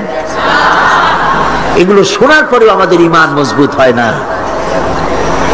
হযরত ইব্রাহিম বললেন, জিবরাইল গো, তোমার কাছে সাহায্য আমি কেন চাইবো? আমি তো এমন কোন অন্ধ খোদার ইবাদত করি না যিনি তার গোলামের দুঃখ না দেখেন। আমি আগুনে পড়ে গেলে আমার আল্লাহ রাব্বুল আলামিন যদি খুশি হন, তাহলে আমার আল্লাহকে খুশি করার জন্য 1000 বার পড়তে রাজি আছি। সাহায্য তো আল্লাহর কাছেই চাইতে হবে। আল্লাহর ইচ্ছা নাই ইব্রাহিম আগুনে পড়ুক, এটা কি আল্লাহর ইচ্ছা ছিল? ইব্রাহিম আলাইহিস সালামও পরিণতি জানেন না, তিনি কি পড়বেন, পুড়বেন না বাঁচবেন জানা ছিল না। পরীক্ষায় তিনি পাশ করলেন। আগুনের ভিতরে যখন ইব্রাহিম আলাইহিস সালাম পড়ে যাচ্ছেন, আল্লাহ রাব্বুল আলামিন আগুনের প্রতি হুকুম দিলেন, ইয়া নারু كوني بردا وسلاما على إبراهيم আগুন আমার ইব্রাহিমের জন্য শান্তিদায়ক ঠান্ডা হয়ে যা। বলেন আর কি ক্ষমতা থাকবে? আগুনের আর জ্বালাবার ক্ষমতা থাকবে? জ্বালাইতে পারছে? পারে নাই। আল্লাহকে বিশ্বাস করুন এইভাবে করে। কোন মাজারে টাকা দিবেন না, পয়সা দিবেন না, আগরবাতি দিবেন না, চান্দা মান্দা দিবেন না। যা চাওয়ার যা বলার সরাসরি বলবেন কাকে? কারে বলবেন? আল্লাহ পাক পরিষ্কার করে কোরআনের মধ্যে সব দৃষ্টান্ত দেখাইছেন। হযরতে ইউনূস আলাইহিস সালামকে মাছে যখন গিলে ফেললো, বেরোবার কোনো পথ নাই, কোরআনে কারীম এই কথা দুনিয়াবাসীদের জন্য, মুমিনদের জন্য তুলে দিয়েছেন। ওয়াদান্নুন ইয যাহাবা মুগাদিবান ফাযান্না আন লান নাকদিরা আলাইহি فنادى في الظلمات أن لا إله إلا أنت سبحانك إني كنت من الظالمين। অন্ধকারের ভেতর থেকে ইউনূস আলাইহিস সালাম চিৎকার মারলেন, ফানাদা ফি যুলুমাত, পানির অন্ধকার, মাছের পেটের অন্ধকার, রাতের অন্ধকার, ত্রিবিধ অন্ধকারের মধ্য দিয়ে ইউনূস আলাইহিস সালাম ডাক দিলেন আল্লাহরে। আল্লাহ শুনে নাই। রব্বুল আলামিন বলেন ফাস্তাজাবনা লাহু ওয়া নাজ্জাইনাহু মিনাল গাম্মি ওয়া কাযালিকা নুজিল মুমিনিন। সুবহানাল্লাহ। আল্লাহ রাব্বুল আলামিন বলেন আমি ইউনূসের ডাক শুনলাম আর ডাকের জবাব দিয়া দিলাম। মাছের পেটের ভিতরে যন্ত্রণা শুরু হয়ে গেল, ব্যথা শুরু হয়ে গেল। মাছ আর পানির মধ্যে থাকতে পারলো না। মাছ উপরে চলে এলো, কিনারায় চলে গেল। মাছ ববি করে ইউনূস আলাইহিস সালাম রে ফেলে দিল কিনারে। আল্লাহ পাক বলেন শোনো দুনিয়ার মানুষেরা, শুধু ইউনূসকে নয়, ওয়া কাযালিকা নুজিল মুমিনিন, মুমিনেরা যখনই বিপদে পড়বে আমারে যদি ডাকে, আমি এইভাবে করে, ওয়া কাযালিকা এইভাবে করে আমি বিপদ থেকে বাঁচায় দেব। সুবহানাল্লাহ। সুতরাং আল্লাহ পাকের এই কোয়ালিটি বুঝতে পারলে এটাই হলো তাওহীদ। তাওহীদ সম্পূর্ণরূপে বুঝতে হবে, তাওহীদে প্রতিষ্ঠিত হতে হবে, শিরক থেকে বাঁচতে হবে, শিরক সম্পূর্ণরূপে বর্জন করতে হবে। এখন শিরকটা কি? শিরক হলো অংশ। এটা শরীক দিয়ে বললে বুঝতে ভালো, শরীক। আর এই শিরক হচ্ছে মিথ্যা, জুলম, বড় গুনাহ। যারাই আল্লাহর সাথে শরীক করে তারা বড় রকমের গুনাহ করে। আমি এই দৃষ্টান্তটা বুঝাবার জন্য এরকম দৃষ্টান্ত দেই। শরীকদারি ব্যবসার সাথে, শিরক পার্টনার, শরীক। আল্লাহ পাকের কোন পার্টনারের দরকার আছে? আর যারা জবাব দিলেন না, আল্লাহ পাকের পার্টনারের কোন প্রয়োজন আছে? পার্টনারের প্রয়োজন হয় কেন? ধরেন ব্যবসা করবে কেউ, তো ব্যবসা করতে গেলে, পার্টনারশিপ বিজনেস করতে গেলে অভাবের কারণেই পার্টনার খোঁজে। পুঁজি আছে যা, সেই টাকা দিয়ে ব্যবসা চলবে না, একজন পার্টনার লাগবে পুঁজিওয়ালা। পুঁজির অভাবে মানুষ পার্টনার খোঁজে। আবার পুঁজি আছে কিন্তু বুদ্ধি নাই, লাইসেন্স নাই। বুদ্ধিওয়ালা লাইসেন্সওয়ালা একটা লোক পার্টনার হিসাবে নিতে চেষ্টা করে পার্টনারশিপ বিজনেসে। 3 নম্বরে পুঁজিও আছে, বুদ্ধিও আছে, লাইসেন্সও আছে, কিন্তু বয়সটা এমন যে এই বয়সে ব্যবসা করার মতো বয়স নাই, স্বাস্থ্যটা খারাপ। এই তিনটা কারণে মানুষেরা পার্টনারশিপ বিজনেস করে। এখন আল্লাহর সাথে শরীক করলে আল্লাহ সহ্য করেন না, কারণ হলো আল্লাহর তো এই তিন অভাবের কোনো অভাব নাই। বুঝে আসে নাই মনে হয়?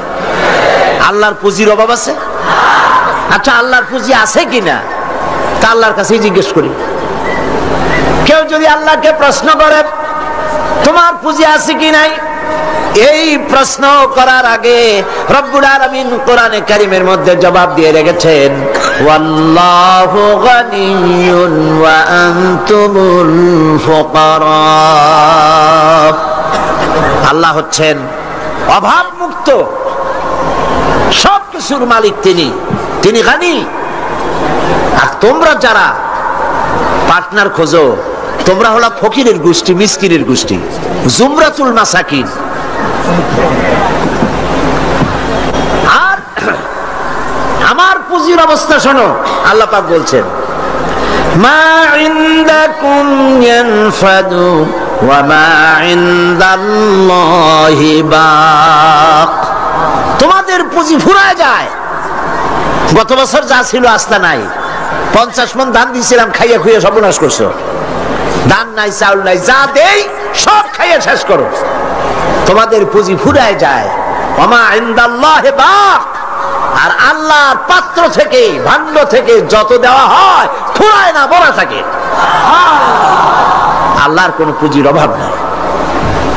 শুধু তাই নয়, লাহু মাকালিদুস সামাওয়াতি ওয়াল আরদ। আকাশ আর জমিনের সব চাবিকাঠি হচ্ছে আল্লাহর কাছে। সম্পদের চাবি আল্লাহর কাছে। লিল্লাহি মা ফিস সামাওয়াতি ওয়া মা ফিল আরদ। আসমান এবং জমিনের সার্বভৌমত্বের একচ্ছত্র মালিক হচ্ছেন কে? আল্লাহ পাক। এই হলো পুঁজি। তাহলে আল্লাহর পুঁজির অভাব নাই। আর পুঁজির অভাব যখন নাই, তখন পার্টনারেরও কোনো প্রয়োজন নাই। এরপরে 2 নম্বরে মানুষ পার্টনার খোঁজে, জ্ঞান বুদ্ধির অভাব ঘটতে পারে। ব্যবসা করার মতো জ্ঞান নাই, বুদ্ধি নাই, লাইসেন্স নাই। আল্লাহর কি এরকমের অবস্থা? মহান আল্লাহ রাব্বুল আলামিন বলেন, ওয়াল্লাহু ইয়ালামু ওয়া আনতুম লা তা'লামুন। আল্লাহ সব জানেন, তোমরা জানো না কিছুই। তোমরা কিচ্ছু জানো না। ওয়ামা উতীতুম মিনাল ইলমি ইল্লা কালিলা। সামান্যতম জ্ঞান দিয়েছি তোমাদেরকে, আর সমস্ত জ্ঞানের উৎস কে? কোনো জ্ঞান নাই, সামান্যতম জ্ঞান। আর এই জ্ঞান দিয়ে ওনারা হন বুদ্ধিজীবী। বিরাট বিরাট বুদ্ধি।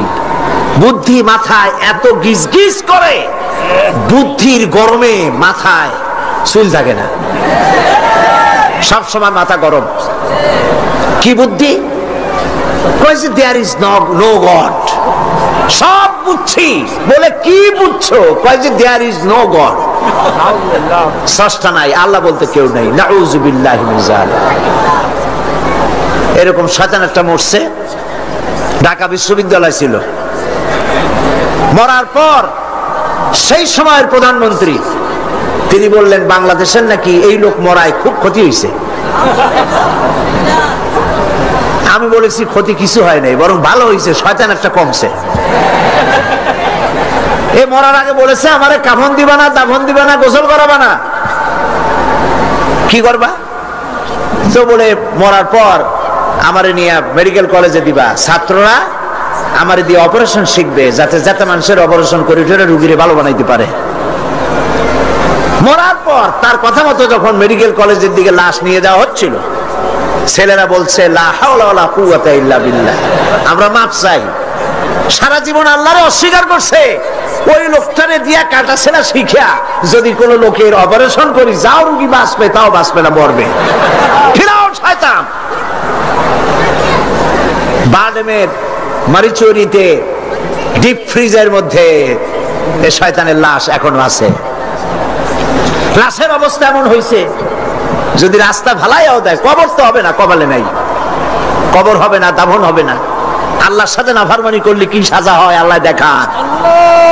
আল্লাহরে যদি মানত, গোসলটা হইতো, কাফনটা হইতো, জানাজাটা হইতো, মানুষের দোয়া করতো। কপালে নাই, কপাল পোড়া, আল্লাহর অস্বীকার করছে বুদ্ধির ঠেলায়। লাশের অবস্থা এমন হয়েছে, এখন যদি রাস্তায় ভালাইয়া দেয় কুত্তাও খাবে না। কারণ আমাদের দেশের কুত্তা এত অভদ্র না যে এত পচা লাশ খাবে। প্রিয় ভাই, সব আল্লাহ পাক সব জানেন, তোমরা কিচ্ছু জানো না। হ্যাঁ, তোমরা জানবা যদি কোরআনের কাছে আসতে পারো। আসল বুদ্ধি, আসল জ্ঞান কোরআনের ভিতরেই। সুবহানাল্লাহ। এরপরে তাহলে দেখা গেল 2 নম্বর পুঁজিও আল্লাহর আছে কিনা? পার্টনার দরকার আছে? পার্টনারের দরকার নেই। 3 নম্বরে শক্তির অভাব, সেজন্য পার্টনার খোঁজে। আল্লাহর শক্তির খুব অভাব নাকি? শক্তি টের পাইছেন কিনা? টের পাইছেন কিনা? বুঝে নিয়েন কি কইতে চাই। আল্লাহ রাব্বুল আলামিনের শক্তি কত প্রচন্ড। আমেরিকার বর্তমান শক্তি দেখেই বুঝতে চেষ্টা করেন না। উপর থেকে ভাষা ভাষা কোনো জ্ঞান নিয়ে হঠাৎ করে কোনো সিদ্ধান্ত নিতে যাবেন না। আমেরিকা এখন যেটা করতেছে, মনে করেন না যে আল্লাহ তারে সব ক্ষমতা দিয়েছে, দুনিয়ার মোড়লগিরি করবে, বাতকবাড়ি করবে।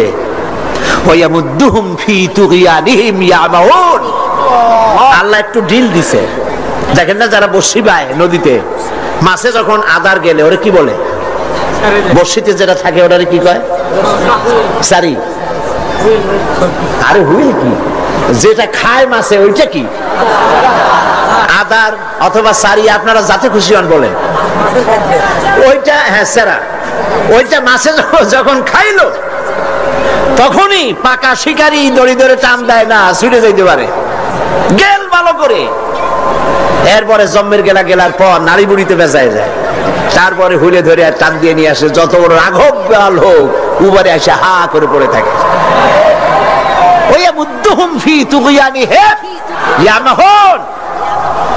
আল্লাহ পাক ঢিল দিয়ে দিছেন, হাত লম্বা করে দিছে। আফগান মারতেছে আমেরিকা বসে, হাত এত লম্বা। আফগান মারতেছে, কাশ্মীর মারতেছে, প্যালেস্টাইন মারতেছে, সোমালিয়া মারতেছে। আল্লাহ পাক ঢিল দিয়ে দিয়েছে। এরপরে যখন আল্লাহ ধরবে, রাশিয়া এরকম শেষ ছিল না, জনমের সাথে শেষ ছিল কিনা? আল্লাহ টাইট করছে কিনা? সুবহানাল্লাহ। বিনা যুদ্ধে চিৎপটাং, কোন যুদ্ধ বুদ্ধ লাগে নাই। কেমনে মরা লাশের গাও দিয়া গোস্ত যেমন খুশা খুশা পড়ে, সোভিয়েত ইউনিয়ন খুশা পয়সা শেষ। আছে অস্তিত্ব? আল্লাহ পাক যখন ধরবেন, ইন্না বাতশা রাব্বিকা লাশাদীদ, আল্লাহ পাক যখন ধরবেন তার পাকড় থেকে বাঁচাইতে পারে এমন ক্ষমতা আকাশেও কারণ নাই, জমিনেও কারণ নাই। সেই জন্য ক্ষমতার পুরাটা মালিক হচ্ছেন কে? এই কারণেই এই দুর্বলতার, এই ত্রিবিধ দুর্বলতার কারণে মানুষের পার্টনারশিপ বিজনেস করতে হয়, পার্টনার অংশীদার খুঁজতে হয়। আল্লাহর কোনো পার্টনারের কোনো প্রয়োজন নাই। আল্লাহর কোনো পার্টনার প্রয়োজন নাই, দরকার নেই। শিরক, সর্বাবস্থায় শিরক থেকে বাঁচতে হবে। মানুষ, আমাদের দেশের মানুষেরা না বুঝে সবের নিয়তি শিরক করে বসে। নাউজুবিল্লাহ বলে সবের নিয়তে শিরক করে। হযরতে বড় পীর আব্দুল কাদের জিলানী রাহমাতুল্লাহ আলাইহির নামে কত দুরূদ বানাইছে। ইয়া আব্দুল কাদের জিলানী শাইয়ান লিল্লাহ। নাউজুবিল্লাহ বলবেন না? নাউজুবিল্লাহ বলবেন না? হযরত বড় পীর আব্দুল কাদের জিলানী রাহমাতুল্লাহ আলাইহি নিঃসন্দেহে আল্লাহর মাহবুব বান্দা, বড় ওলি, পীরে কামেল, মাহবুব সুবহানী আমরা তাকে বলি। কিন্তু ইয়া আব্দুল কাদের জিলানী শাইয়ান লিল্লাহ, হে আব্দুল কাদের জিলানী আপনি আমাদেরকে কিছু দেন, সাহায্য করেন। নাউযুবিল্লাহি মিন যালিক। যারা এই যত দুরূদ পড়ে তারা জাহিল জাহিল জাহিল। এই ধরনের দরুদ যারা শিক্ষা দেয় তারাও জাহিল।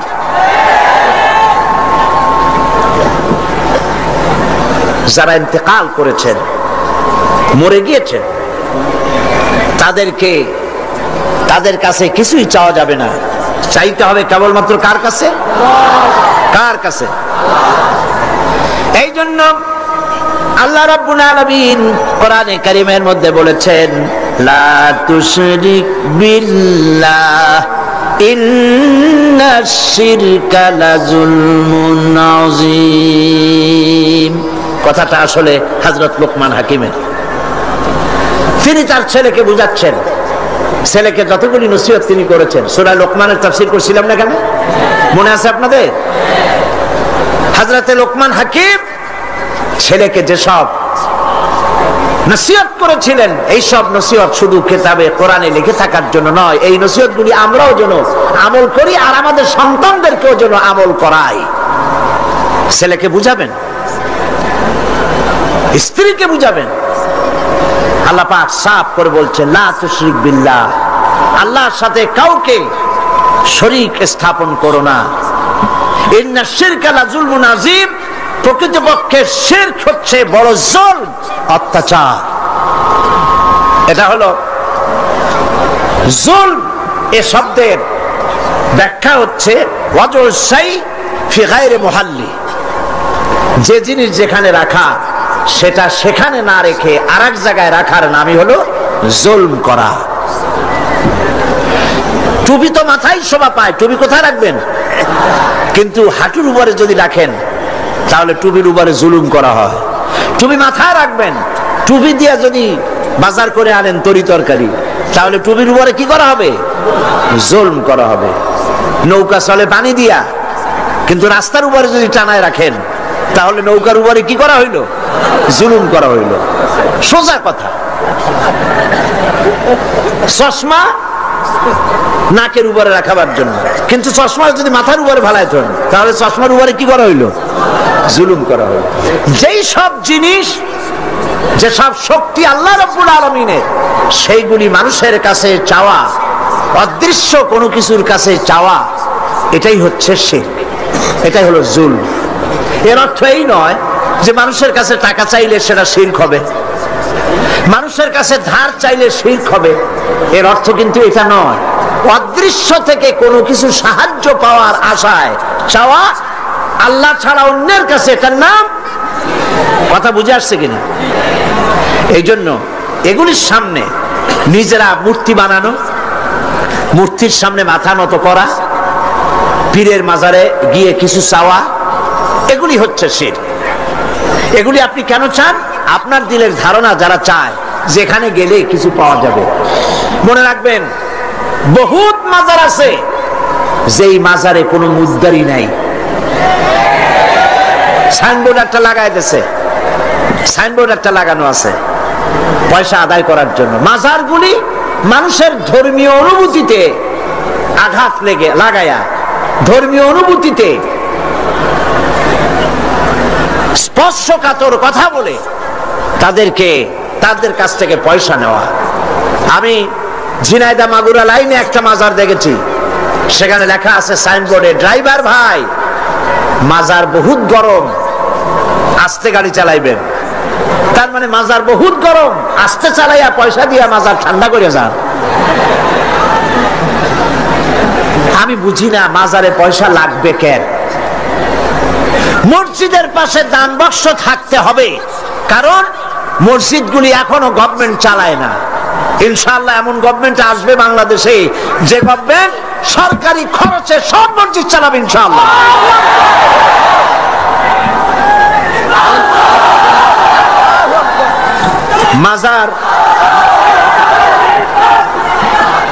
মাজারে চান্দার বাক্স কেন? মাজারে পয়সা দেব কেন? এই প্রশ্ন বুদ্ধিমানদের মাথায় আসা উচিত। কেন দেব? যিনি ইন্তেকাল করেছেন ওনার কি এখন টাকার প্রয়োজন? বলেন আপনারা। শীত বস্ত্র উনি কিনবেন, কোনো কিছু খাবেন, আপনারা কেন বিশ্বাস করেন না? উনি যদি সত্যি আল্লাহর ওলি হন, আল্লাহ পাক কোরআনে বলে দিয়েছেন এদের রিস্কের ব্যবস্থা আল্লাহর কাছে, ওনা আল্লাহর কাস্টোডিওতে আছেন। আপনারা কেন পেরেশান হয়ে পয়সা দেন? ওগুলো দিয়ে উনি কি খাবেন? এই পয়সাগুলি দিয়ে উনি কি কিনবেন? এই পয়সাগুলি মাজারের মুতাল্লি যারা আছে, কমিটিতে যারা আছে, অধিকাংশ পয়সাগুলি দিয়ে তারা ট্রান্সপোর্ট বিজনেস করে,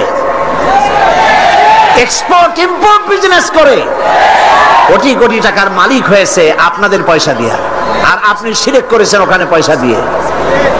তবে কোন মাজারকে কেন্দ্র করে যদি কোনো মসজিদ, কোনো এতিমখানা, কোনো মাদ্রাসা যদি তৈরি হয়, মাদ্রাসায় দিবেন, এতিমখানায় দিবেন, মসজিদে দিবেন, অবশ্যই মাজারে এক পয়সাও দিবেন না।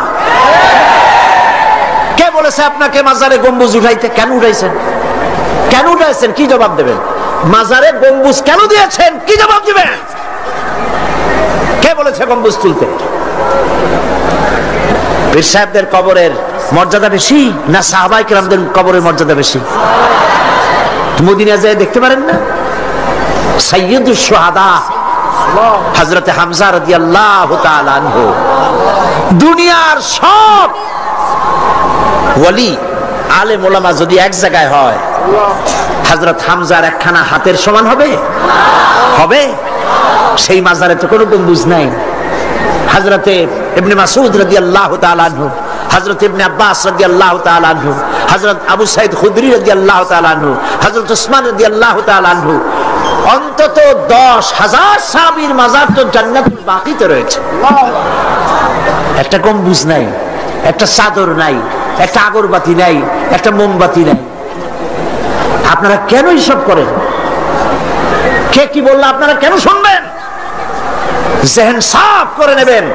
কোরআনে জানাই, হাদিসে জানাই, মানি না, মানবো না। ঠিক কিনা বলেন? কোরআনে জানাই, হাদিসে জানাই, এই কথা বলার জন্য যদি হিন্দুস্তান থেকে কোনো পীর আসে, মানবো তার কথা? যদি পাকিস্তান থেকে কোনো পীর আসে, মানবো? যদি চীন থেকে, সৌদি আরব থেকে কোনো বুজুর্গ আসে, মানবো? সাফ কথা। তুমি পীর যে দেশের হও, তুমি আলেম যে দেশের হও, কোরআন হাদিসে জানাই, মানি না, মানি না, মানি না। এটার নামই হলো ইসলাম। এটার নাম কি? এটার নাম আকীদা। এই আকীদা সাফ করতে হবে। মুসলমানদের এই আকীদা সাফ হতে হবে। এই আকীদা যদি সাফ হয়, তাহলেই আমরা বাঁচতে পারবো। কথা বুঝতে পেরেছেন? কথা বুঝে আসছে? বলছিলাম বহুত মাজার আছে, মুদ্দান নাই। বহুত মাজার এমন আছে, মুদ্দান নাই। এক কিতাবে আসছে এরকম, একজন পীর সাহেব, তার বাড়িতে এক মাজার এবং বাড়িতে ওরস হয়। তার মুরিদও বাড়িতে একটা মাজার হয়েছে এবং সে ওরস করে। অন্যান্য মুরিদরা এসে পীর সাহেবকে বললো যে আপনার এই মাজারে, আপনার বাড়িতে আর কি লোক হয়, আর এই মাজারে আর কত লোক আসে? আপনার মুরিদের বাড়ি যায় দেখেন, ওরসে কত লোক আর কি পরিমাণ মানুষ পয়সা করি সেখানে দেয়, ওই মাজার গরম বেশি। পীর সাহেব চিন্তা করলো, ওই লোকটা তো আমার কাছে মুরিদ হয়েছে, ও মাজার পাইল কই? ওই মুরিদে রাতের বেলা ডাইকে নিয়ে কয়, বেটা সত্যি কথা বল, মাজার পাইছো কই? কয় হুজুর, মাজার টাজার কি? আপনার কাছে মুরিদ হইলাম, আপনি একটা গাধা দিলেন আমারে, ওই গাধাটা নিয়ে ব্যবসা বাণিজ্য করে কিছু পয়সা পাতি হয়েছিল, হঠাৎ করে গাধাটা মরে গেল। এখন আমি যাই কই? বহুত মুসিবতে পড়ে গেছি। শেষ পর্যন্ত ওই গাধা পাশে নিয়া বহুত চিন্তা করিয়া গাধারে কবর দিয়া, আপনি দিছেন সেই জন্য কবর দিয়া পাশে বসে কাঁদতেছিলাম চোখ বুঝা। হাটবার দিন ছিল, বাজারে যাওয়ার রাস্তা, চোখ বুঝে কাঁদতেছিলাম। সন্ধ্যার সময় চোখ খুলে দেখি আশেপাশে পান, সুপারি, মাছ, তরকারি, টাকা, পয়সা।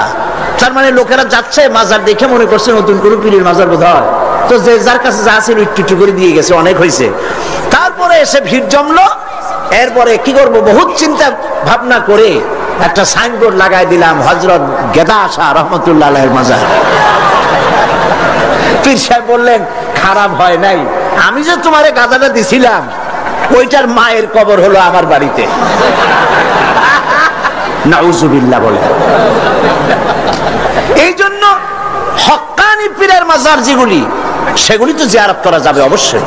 হক্কানি পীরের মাজার যেগুলি আছে, জানা মতে, যেমন শাহজালাল রহমতুল্লাহ আলাই, খান জাহান আলী রহমতুল্লাহ আলাই, শামানাত রহমতুল্লাহ আলাই, শাহ মখদুম রহমতুল্লাহ আলাই, বড় বড় আল্লাহর ওলিদের মাজার আছে না? জিয়ারতের উদ্দেশ্য নয়, ওইখানে আপনি গিয়েছেন, মাজার সামনে পড়েছে, আপনি দোয়া করেন। জিয়ারতের উদ্দেশ্য নিয়ে মসজিদে হারাম, মসজিদুর রাসূল, মসজিদে আকসা, এই 3 জায়গা ছাড়া জিয়ারতের নিয়ত নিয়ে কোন মাজারে যাওয়া যাবে না, যাবে না, রাসূলুল্লাহ নিষেধ করেছেন।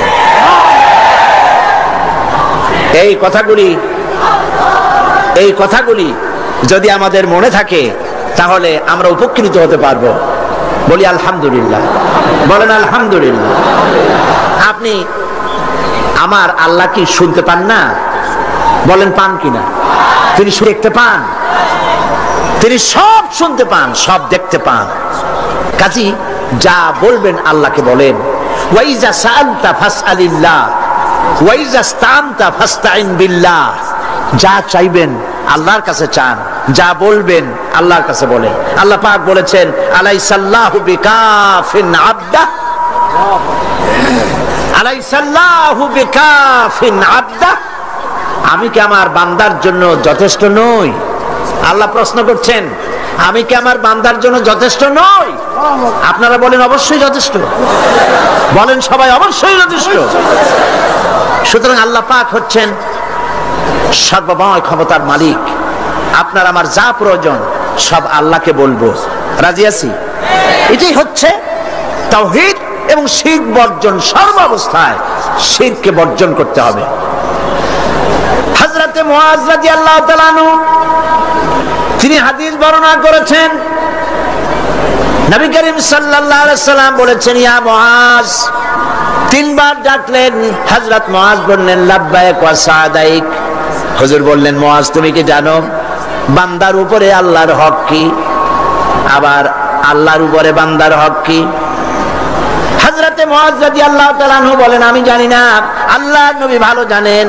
নবী করিম সাল্লাল্লাহু আলাইহি সাল্লাম বললেন, মুআজ শোনো, বান্দার উপরে আল্লাহর হক হচ্ছে এই,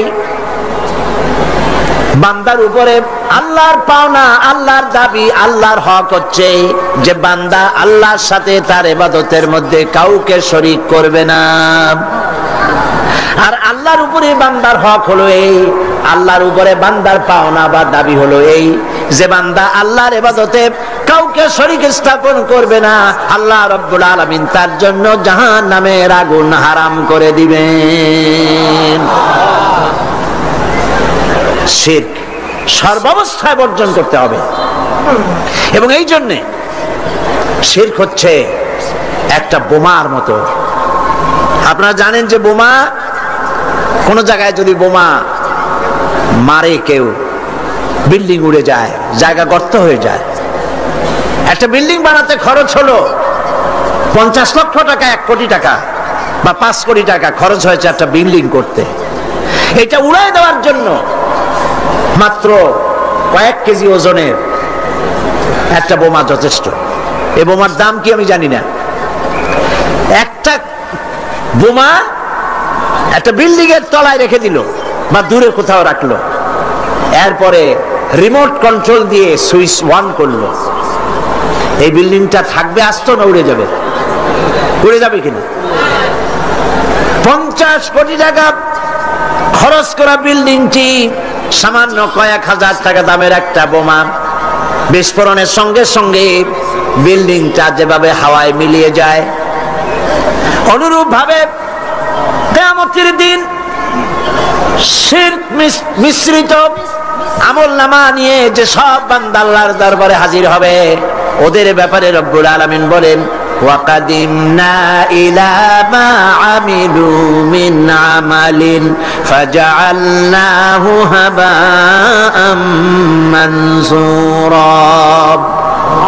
وَقَدِمْنَا إِلَى مَا عَمِلُوا مِنْ عَمَلٍ। আমি বান্দার আমলনামার দিকে যখন, আমলনামার দিকে আমি যখন মনোযোগী হব, আমি যখন বান্দার আমলনামা দেখব, আর ওই আমলনামার ভেতরে যদি শিরক মিশ্রিত দেখতে পাই, ফাজআলনাহু হাবাআম মানসুরা, আমলনামাকে ধুলি কণার সঙ্গে উড়াইয়া দেব। নামাজ, রোজা, হজ, যাকাত দাড়ি টুপি কোনো কাজে লাগবে না, সব বালু করার সাথে আল্লাহ উড়িয়ে দিবেন, কোনো দাম নাই আমলের। প্রিয় ভাই সব, প্রিয় বন্ধুগণ, আমার ভাইয়েরা, আমার মা বোনেরা, কোন অবস্থাতেই শিরক করবেন না, শিরক থেকে মুক্ত থাকুন। ছেলে হয় না, মেয়ে হয় না, মাজারে যাওয়ার কোনো প্রয়োজন নাই, ব্যবসায় উন্নতি হয় না, মাজারে যাওয়ার কোনো প্রয়োজন নাই। মসজিদে যান, কাজায় হাজার 2 রাকাত নামাজ পড়েন, সেজদা করে রব্বুল আলামিনকে বলেন, নামাজ আদায় করে চোখের পানি ফেলে আল্লাহকে বলেন। আল্লাহ পাকের নবী বলেছেন, বান্দার 2টা জিনিস আল্লাহর কাছে খুবই প্রিয়, 2টা ফোঁটা। একটি ফোঁটা হলো যাদের ময়দানে যে রক্ত ফোঁটা পড়ে, আর আল্লাহর ভয়তে চোখের যে পানি ফোঁটা পড়ে, এই 2টি ফোঁটা আল্লাহর কাছে বহুত প্রিয়। নবীজি আরো বলেছেন, বান্দা যখন কান্দে গুনাহ মাফির জন্য, অভাব অভিযোগের জন্য বান্দা যখন কান্দে, তার চোখের পানি নাকের অগ্রম নাকের আধা দি আসতে পারে না, তার মধ্যে রব্বুল আলামিন তাকে ক্ষমা করে দেন। আমরা যেন আল্লাহর কাছে চাইতে শিখি, বলেন আমিন। আল্লাহ রব্বুল আলামিনের কাছে আমাদের যা প্রয়োজন, গায়ব থেকে সাহায্য পাওয়ার জন্য যা প্রয়োজন, কাকে বলবো? আল্লাহ পাককে বলবো। ঈমানকে সালিট করতে হবে, সেই কথা কোরআন শরীফ আল্লাহ পাক সূরা বাকারার মধ্যে এই কথার ভিতরে আল্লাহ পাক পরিষ্কার করেছেন, ইয়া আইয়ুহাল্লাযীনা আমানু দুখুলু ফিস সিলমি কাফা ওয়া লা তাত্তাবিউ খুতুওয়াতিস শাইতান ইন্নাহু লাকুম আদুউম মুবিন। হে বিশ্বাসীরা, উদখুলু ফিস সিলমি কাফা, 16 আনা মুসলমান হও, পরিপূর্ণ মুসলমান হও, ইসলামের মধ্যে পরিপূর্ণ দাখিল হয়ে যাও। একদিকে দাবি করবে মুসলমান, অন্যদিকে অমুসলিমদের মতো তোমাদের আকীদা, তোমাদের চাল চলন এভাবে যদি হয়, তাহলে ইসলামে পরিপূর্ণভাবে দাখিল হওয়া হবে না।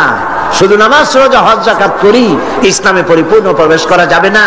জীবনের প্রত্যেকটি দিক ও বিভাগ হতে হবে আল্লাহর হুকুম মাফিক, নবীর প্রদর্শিত পথে। কথা বুঝে আসছে আপনাদের? কথা বুঝে আসছে? মুসলমান দাবি করলেই মুসলমান হওয়া যাবে না। জীবনের প্রত্যেকটি ক্ষেত্র ইসলামের মধ্যে ঢুকাইতে হবে, অর্থাৎ ইসলাম অনুযায়ী আমার জীবন পরিচালিত করতে হবে। আমি যেটাই করব আমি খুঁজবো এর মধ্যে আল্লাহর রেজামন্দি আছে কিনা, আমার নবীর রেজামন্দি আছে কিনা। আল্লাহ রসুলের অনুমতি ব্যতি রেখে, তাদের আনুগত্য ব্যতি রেখে আমরা অন্য কোনোটাই করতে পারি না। আল্লাহ পাক এই কথাগুলি আমাদেরকে বোঝার তৌফিক দান করুন, বলি আমিন। জোরে সরে পড়েন, লা ইলাহা লা ইলাহা, আরো জোরে, লা ইলাহা লা ইলাহা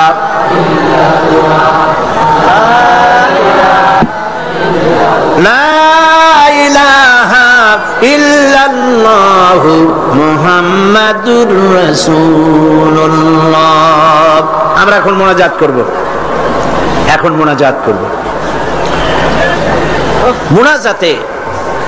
মোনাজাত আর দোয়া ও মুখুল ইবাদা। দোয়া হচ্ছে ইবাদতের মগজ। আল্লাহর কাছে আমরা আমাদের আরতি জানাবো, মোনাজাত করব, সেই দোয়ায় আমরা শামিল হব, আর বা জামাতে শান নামাজ পড়বো। এত বড় জামাত এখন কি চট্টগ্রামের কোন মসজিদে পাওয়া যাবে? আর এটা কি সম্ভব এত বড় জামাত হওয়া? আমরা জামাতে নামাজ আদায় করব। আল্লাহ যেন তৌফিক দেন, বলেন আমিন। মুনাজাতের পর আজান হবে, বা জামাত নামাজ হবে, নামাজে আপনারা শরীক হবেন। আজকেও 2 জন অমুসলিম ইসলাম কবুল করার জন্য এসেছেন, তাদেরকে উৎসাহ দেন, তাদের জন্য দোয়া করেন, আল্লাহ পাক যেন তাদেরকে কবুল করেন, বলেন আমিন। আপনাদের ভিতর থেকে যারা দাঁড়ায়, আপনারা নিজেরা তাদেরকে বসায় দেন। একই আশ্চর্য কথা। 2 জন অমুসলিম, একজনের নাম সুনীল রায়, পিতা মৃত রজনী রায়, বাড়ি কাটিরহাট, হাটহাজারী, চট্টগ্রাম। আর একজনের নাম অসীম বড়ুয়া, পিতা কল্যাণ মিত্র বড়ুয়া, গ্রাম হোয়ারাপাড়া, হ্যাঁ, রাউজান, চট্টগ্রাম। এই দুইজন। প্রথম জন সুনীল রায়, তার নাম পছন্দ করেছে মোহাম্মদ খলিলুর রহমান। দ্বিতীয় জন তার নাম পছন্দ করেছেন মোহাম্মদ মাসুম বিল্লাহ। এই দুজন এখন ইসলাম কবুল করছেন। কই আর একজন কই? ও মাশাআল্লাহ, কাছে আসো, একটু জোরে জোরে পড়তে হবে। লা ইলাহা ইল্লাল্লাহু মুহাম্মাদুর রাসূলুল্লাহ। আল্লাহ ছাড়া কোনো ইলাহ নাই, উপাস্য নাই। মুহাম্মদ সাল্লাল্লাহু আলাইহি ওয়াসাল্লাম আল্লাহর প্রেরিত রাসূল। আশহাদু আন লা ইলাহা ইল্লাল্লাহু ওয়াহদাহু লা শারীকা লাহু ওয়া আশহাদু আন্না মুহাম্মাদান আবদুহু ওয়া রাসূলুহু। আমি সাক্ষ্য দিচ্ছি আল্লাহ ছাড়া কোনো ইলাহ নাই, কোন উপাস্য নাই। তিনি এক, তিনি একক, তার কোনো অংশীদার নাই।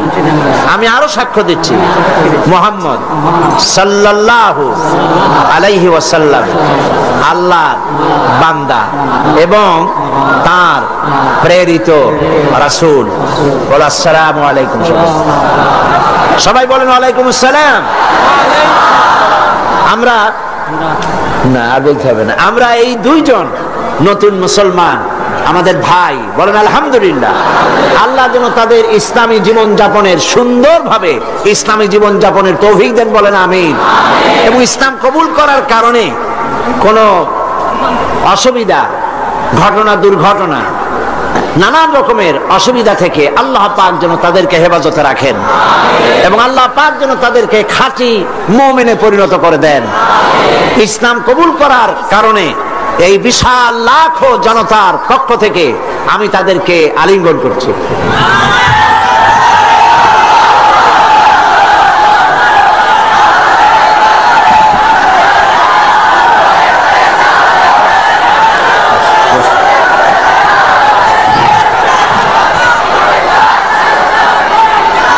আজকে মুনাজাতের আগে মাত্র কয়েকটি কথা, তা হলো এই, গতকালও আমি বলেছি, আজকেও বলছি, মুনাজাতের কথা বলার সময় কিছু লোক চলে যেতে চেষ্টা করেন, এটা ঠিক না।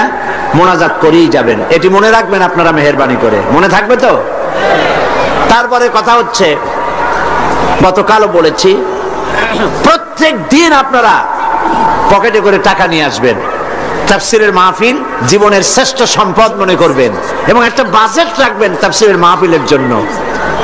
আমি গতকাল বলেছি, হযরত মাওলানা শামসুদ্দিন সাহেব খুব পেরেশানিতে আছেন তার সমস্ত লোকজন নিয়ে, যেহেতু অন্তত 20 না 25 লক্ষ টাকা, কত 22,60,000 টাকা, প্রায় ধরুন 23 লক্ষ টাকা তাদের বাজেট। তো এই টাকা, আমার বিশ্বাস, আমার অন্তরের অন্তঃস্থল থেকে বিশ্বাস, এই টাকা যা বাজেট আছে তার থেকে বেশি হবে ইনশাআল্লাহ। আল্লাহ দিবে, বলেন আমিন। তা আপনারা মেহেরবানি করে টাকা নিয়ে আসবেন, বাড়ি থেকে প্রতিদিন আনবেন এবং প্রত্যেক দিন এই বাক্স রাখা আছে না, সব জায়গায় বাক্স আছে, চাদর আছে। আল্লাহর হস্তে আমার মায়েরা, আমার বোনেরা, আপনারা সবাই মিলে টাকা দিয়ে যাবেন। মা বোনদের জন্য আমার শারীরিক কারণে আলাদা কোনো প্রোগ্রাম করতে পারবো না এবার, তবে তাদের জন্য আলাদা আমি একটা দিন আলাদা বক্তব্য রাখবো ইনশাআল্লাহ। এই মাহফিলেই মা বোনদের জন্য আলাদা বক্তব্য রাখবো ইনশাআল্লাহ, বলি ইনশাআল্লাহ। মা বোনেরা, ভাইয়েরা, সবাই মিলে এই মাহফিলের জন্য প্রচুর পরিমাণ টাকা আপনার পক্ষে যা সম্ভব আপনি দিবেন, বন্ধুদের কাছ থেকে আদায় করে দিবেন। আল্লাহ যেন তৌফিক দেন, বলেন আমিন।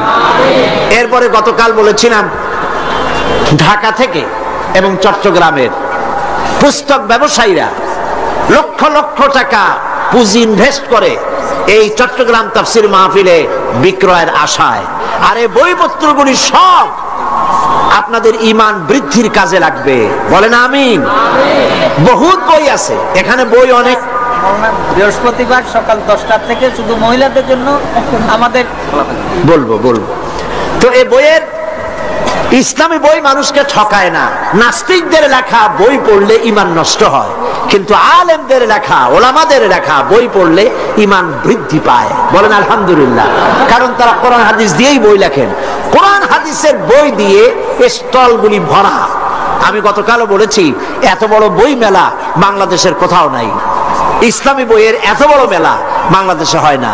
আপনারা মেহেরবানি করে যাওয়ার সময় স্টলগুলিতে যাবেন এবং বইপত্র কিনবেন। ফাতিহাতুল কিতাব, সূরা ফাতিহা ছাড়া নামাজ হয় না। এই সূরায় এমন কি আছে যা না পড়লে নামাজ হবে না?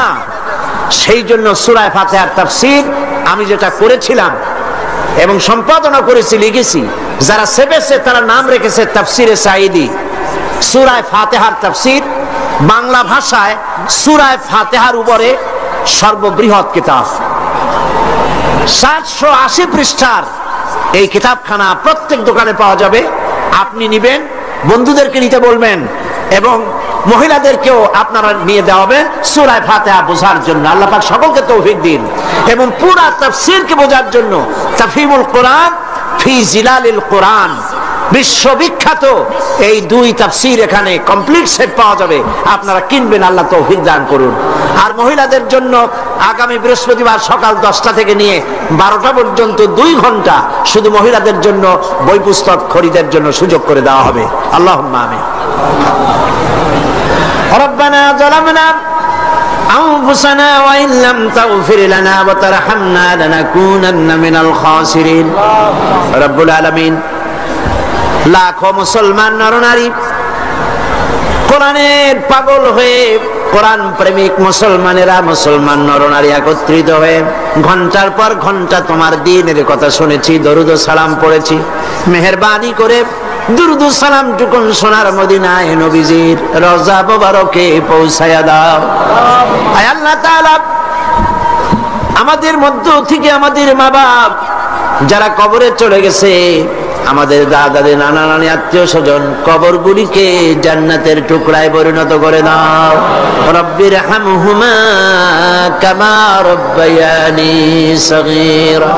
সবাই পড়েন, রব্বির হামহুমা কামা রব্বায়ানি সগীরা।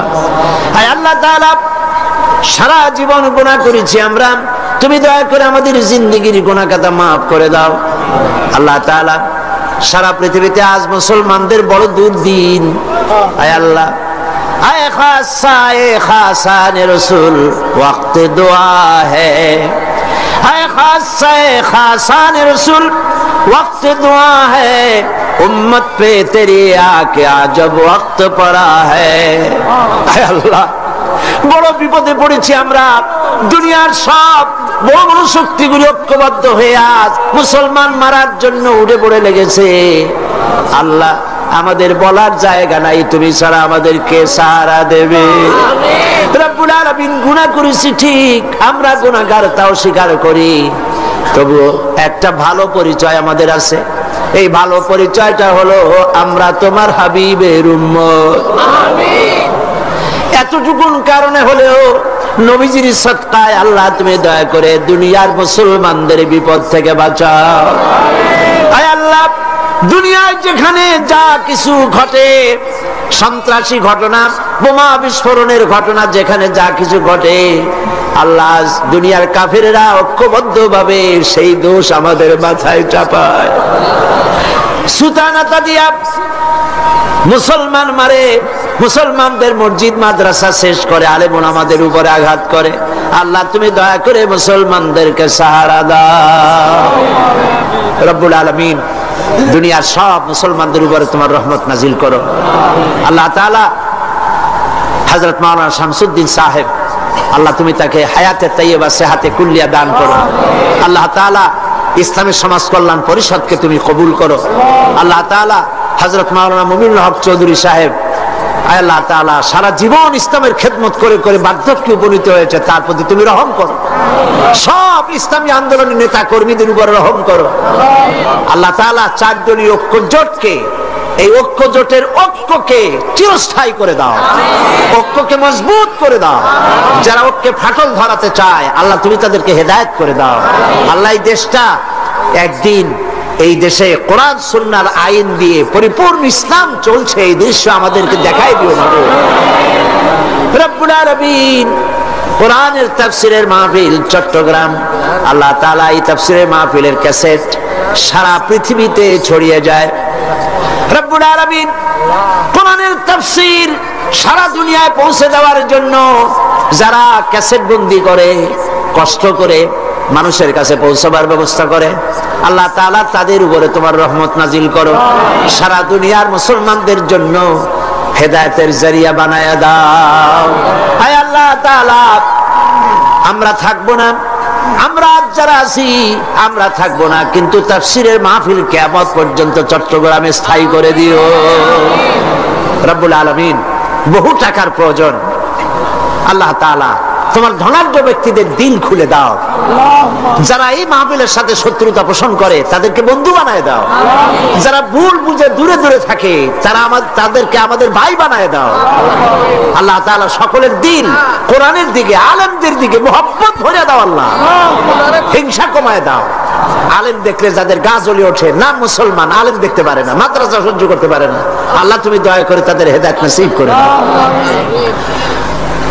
আল্লাহ তাআলা আমাদের আরেক ভাই হযরত মাওলানা লুৎফুর রহমান সাহেব, আয় আল্লাহ তাআলা সেই জওয়ান অবস্থা আমি তারে দেখেছি, আজ তিনিও আমার মতো, আমরা একই পথের পথিক, তিনিও আজ বার্ধক্যে উপনীত হয়েছেন। আল্লাহ কোরআনের খেদমত সারা জীবনের তুমি তার কবুল করে নাও। কোরআনে কারীমের তাফসীরের খেদমত যারা করতেছেন, অনুবাদের, লেখার, বলার খেদমত যারা করেন, আল্লাহ তুমি তাদেরকে কবুল করে নাও। রব্বানা তাকাব্বাল মিন্না ইন্নাকা আনতাস সামিউল আলিম ওয়া তুব আলাইনা ইন্নাকা আনতাত তাওয়াবুর রহিম।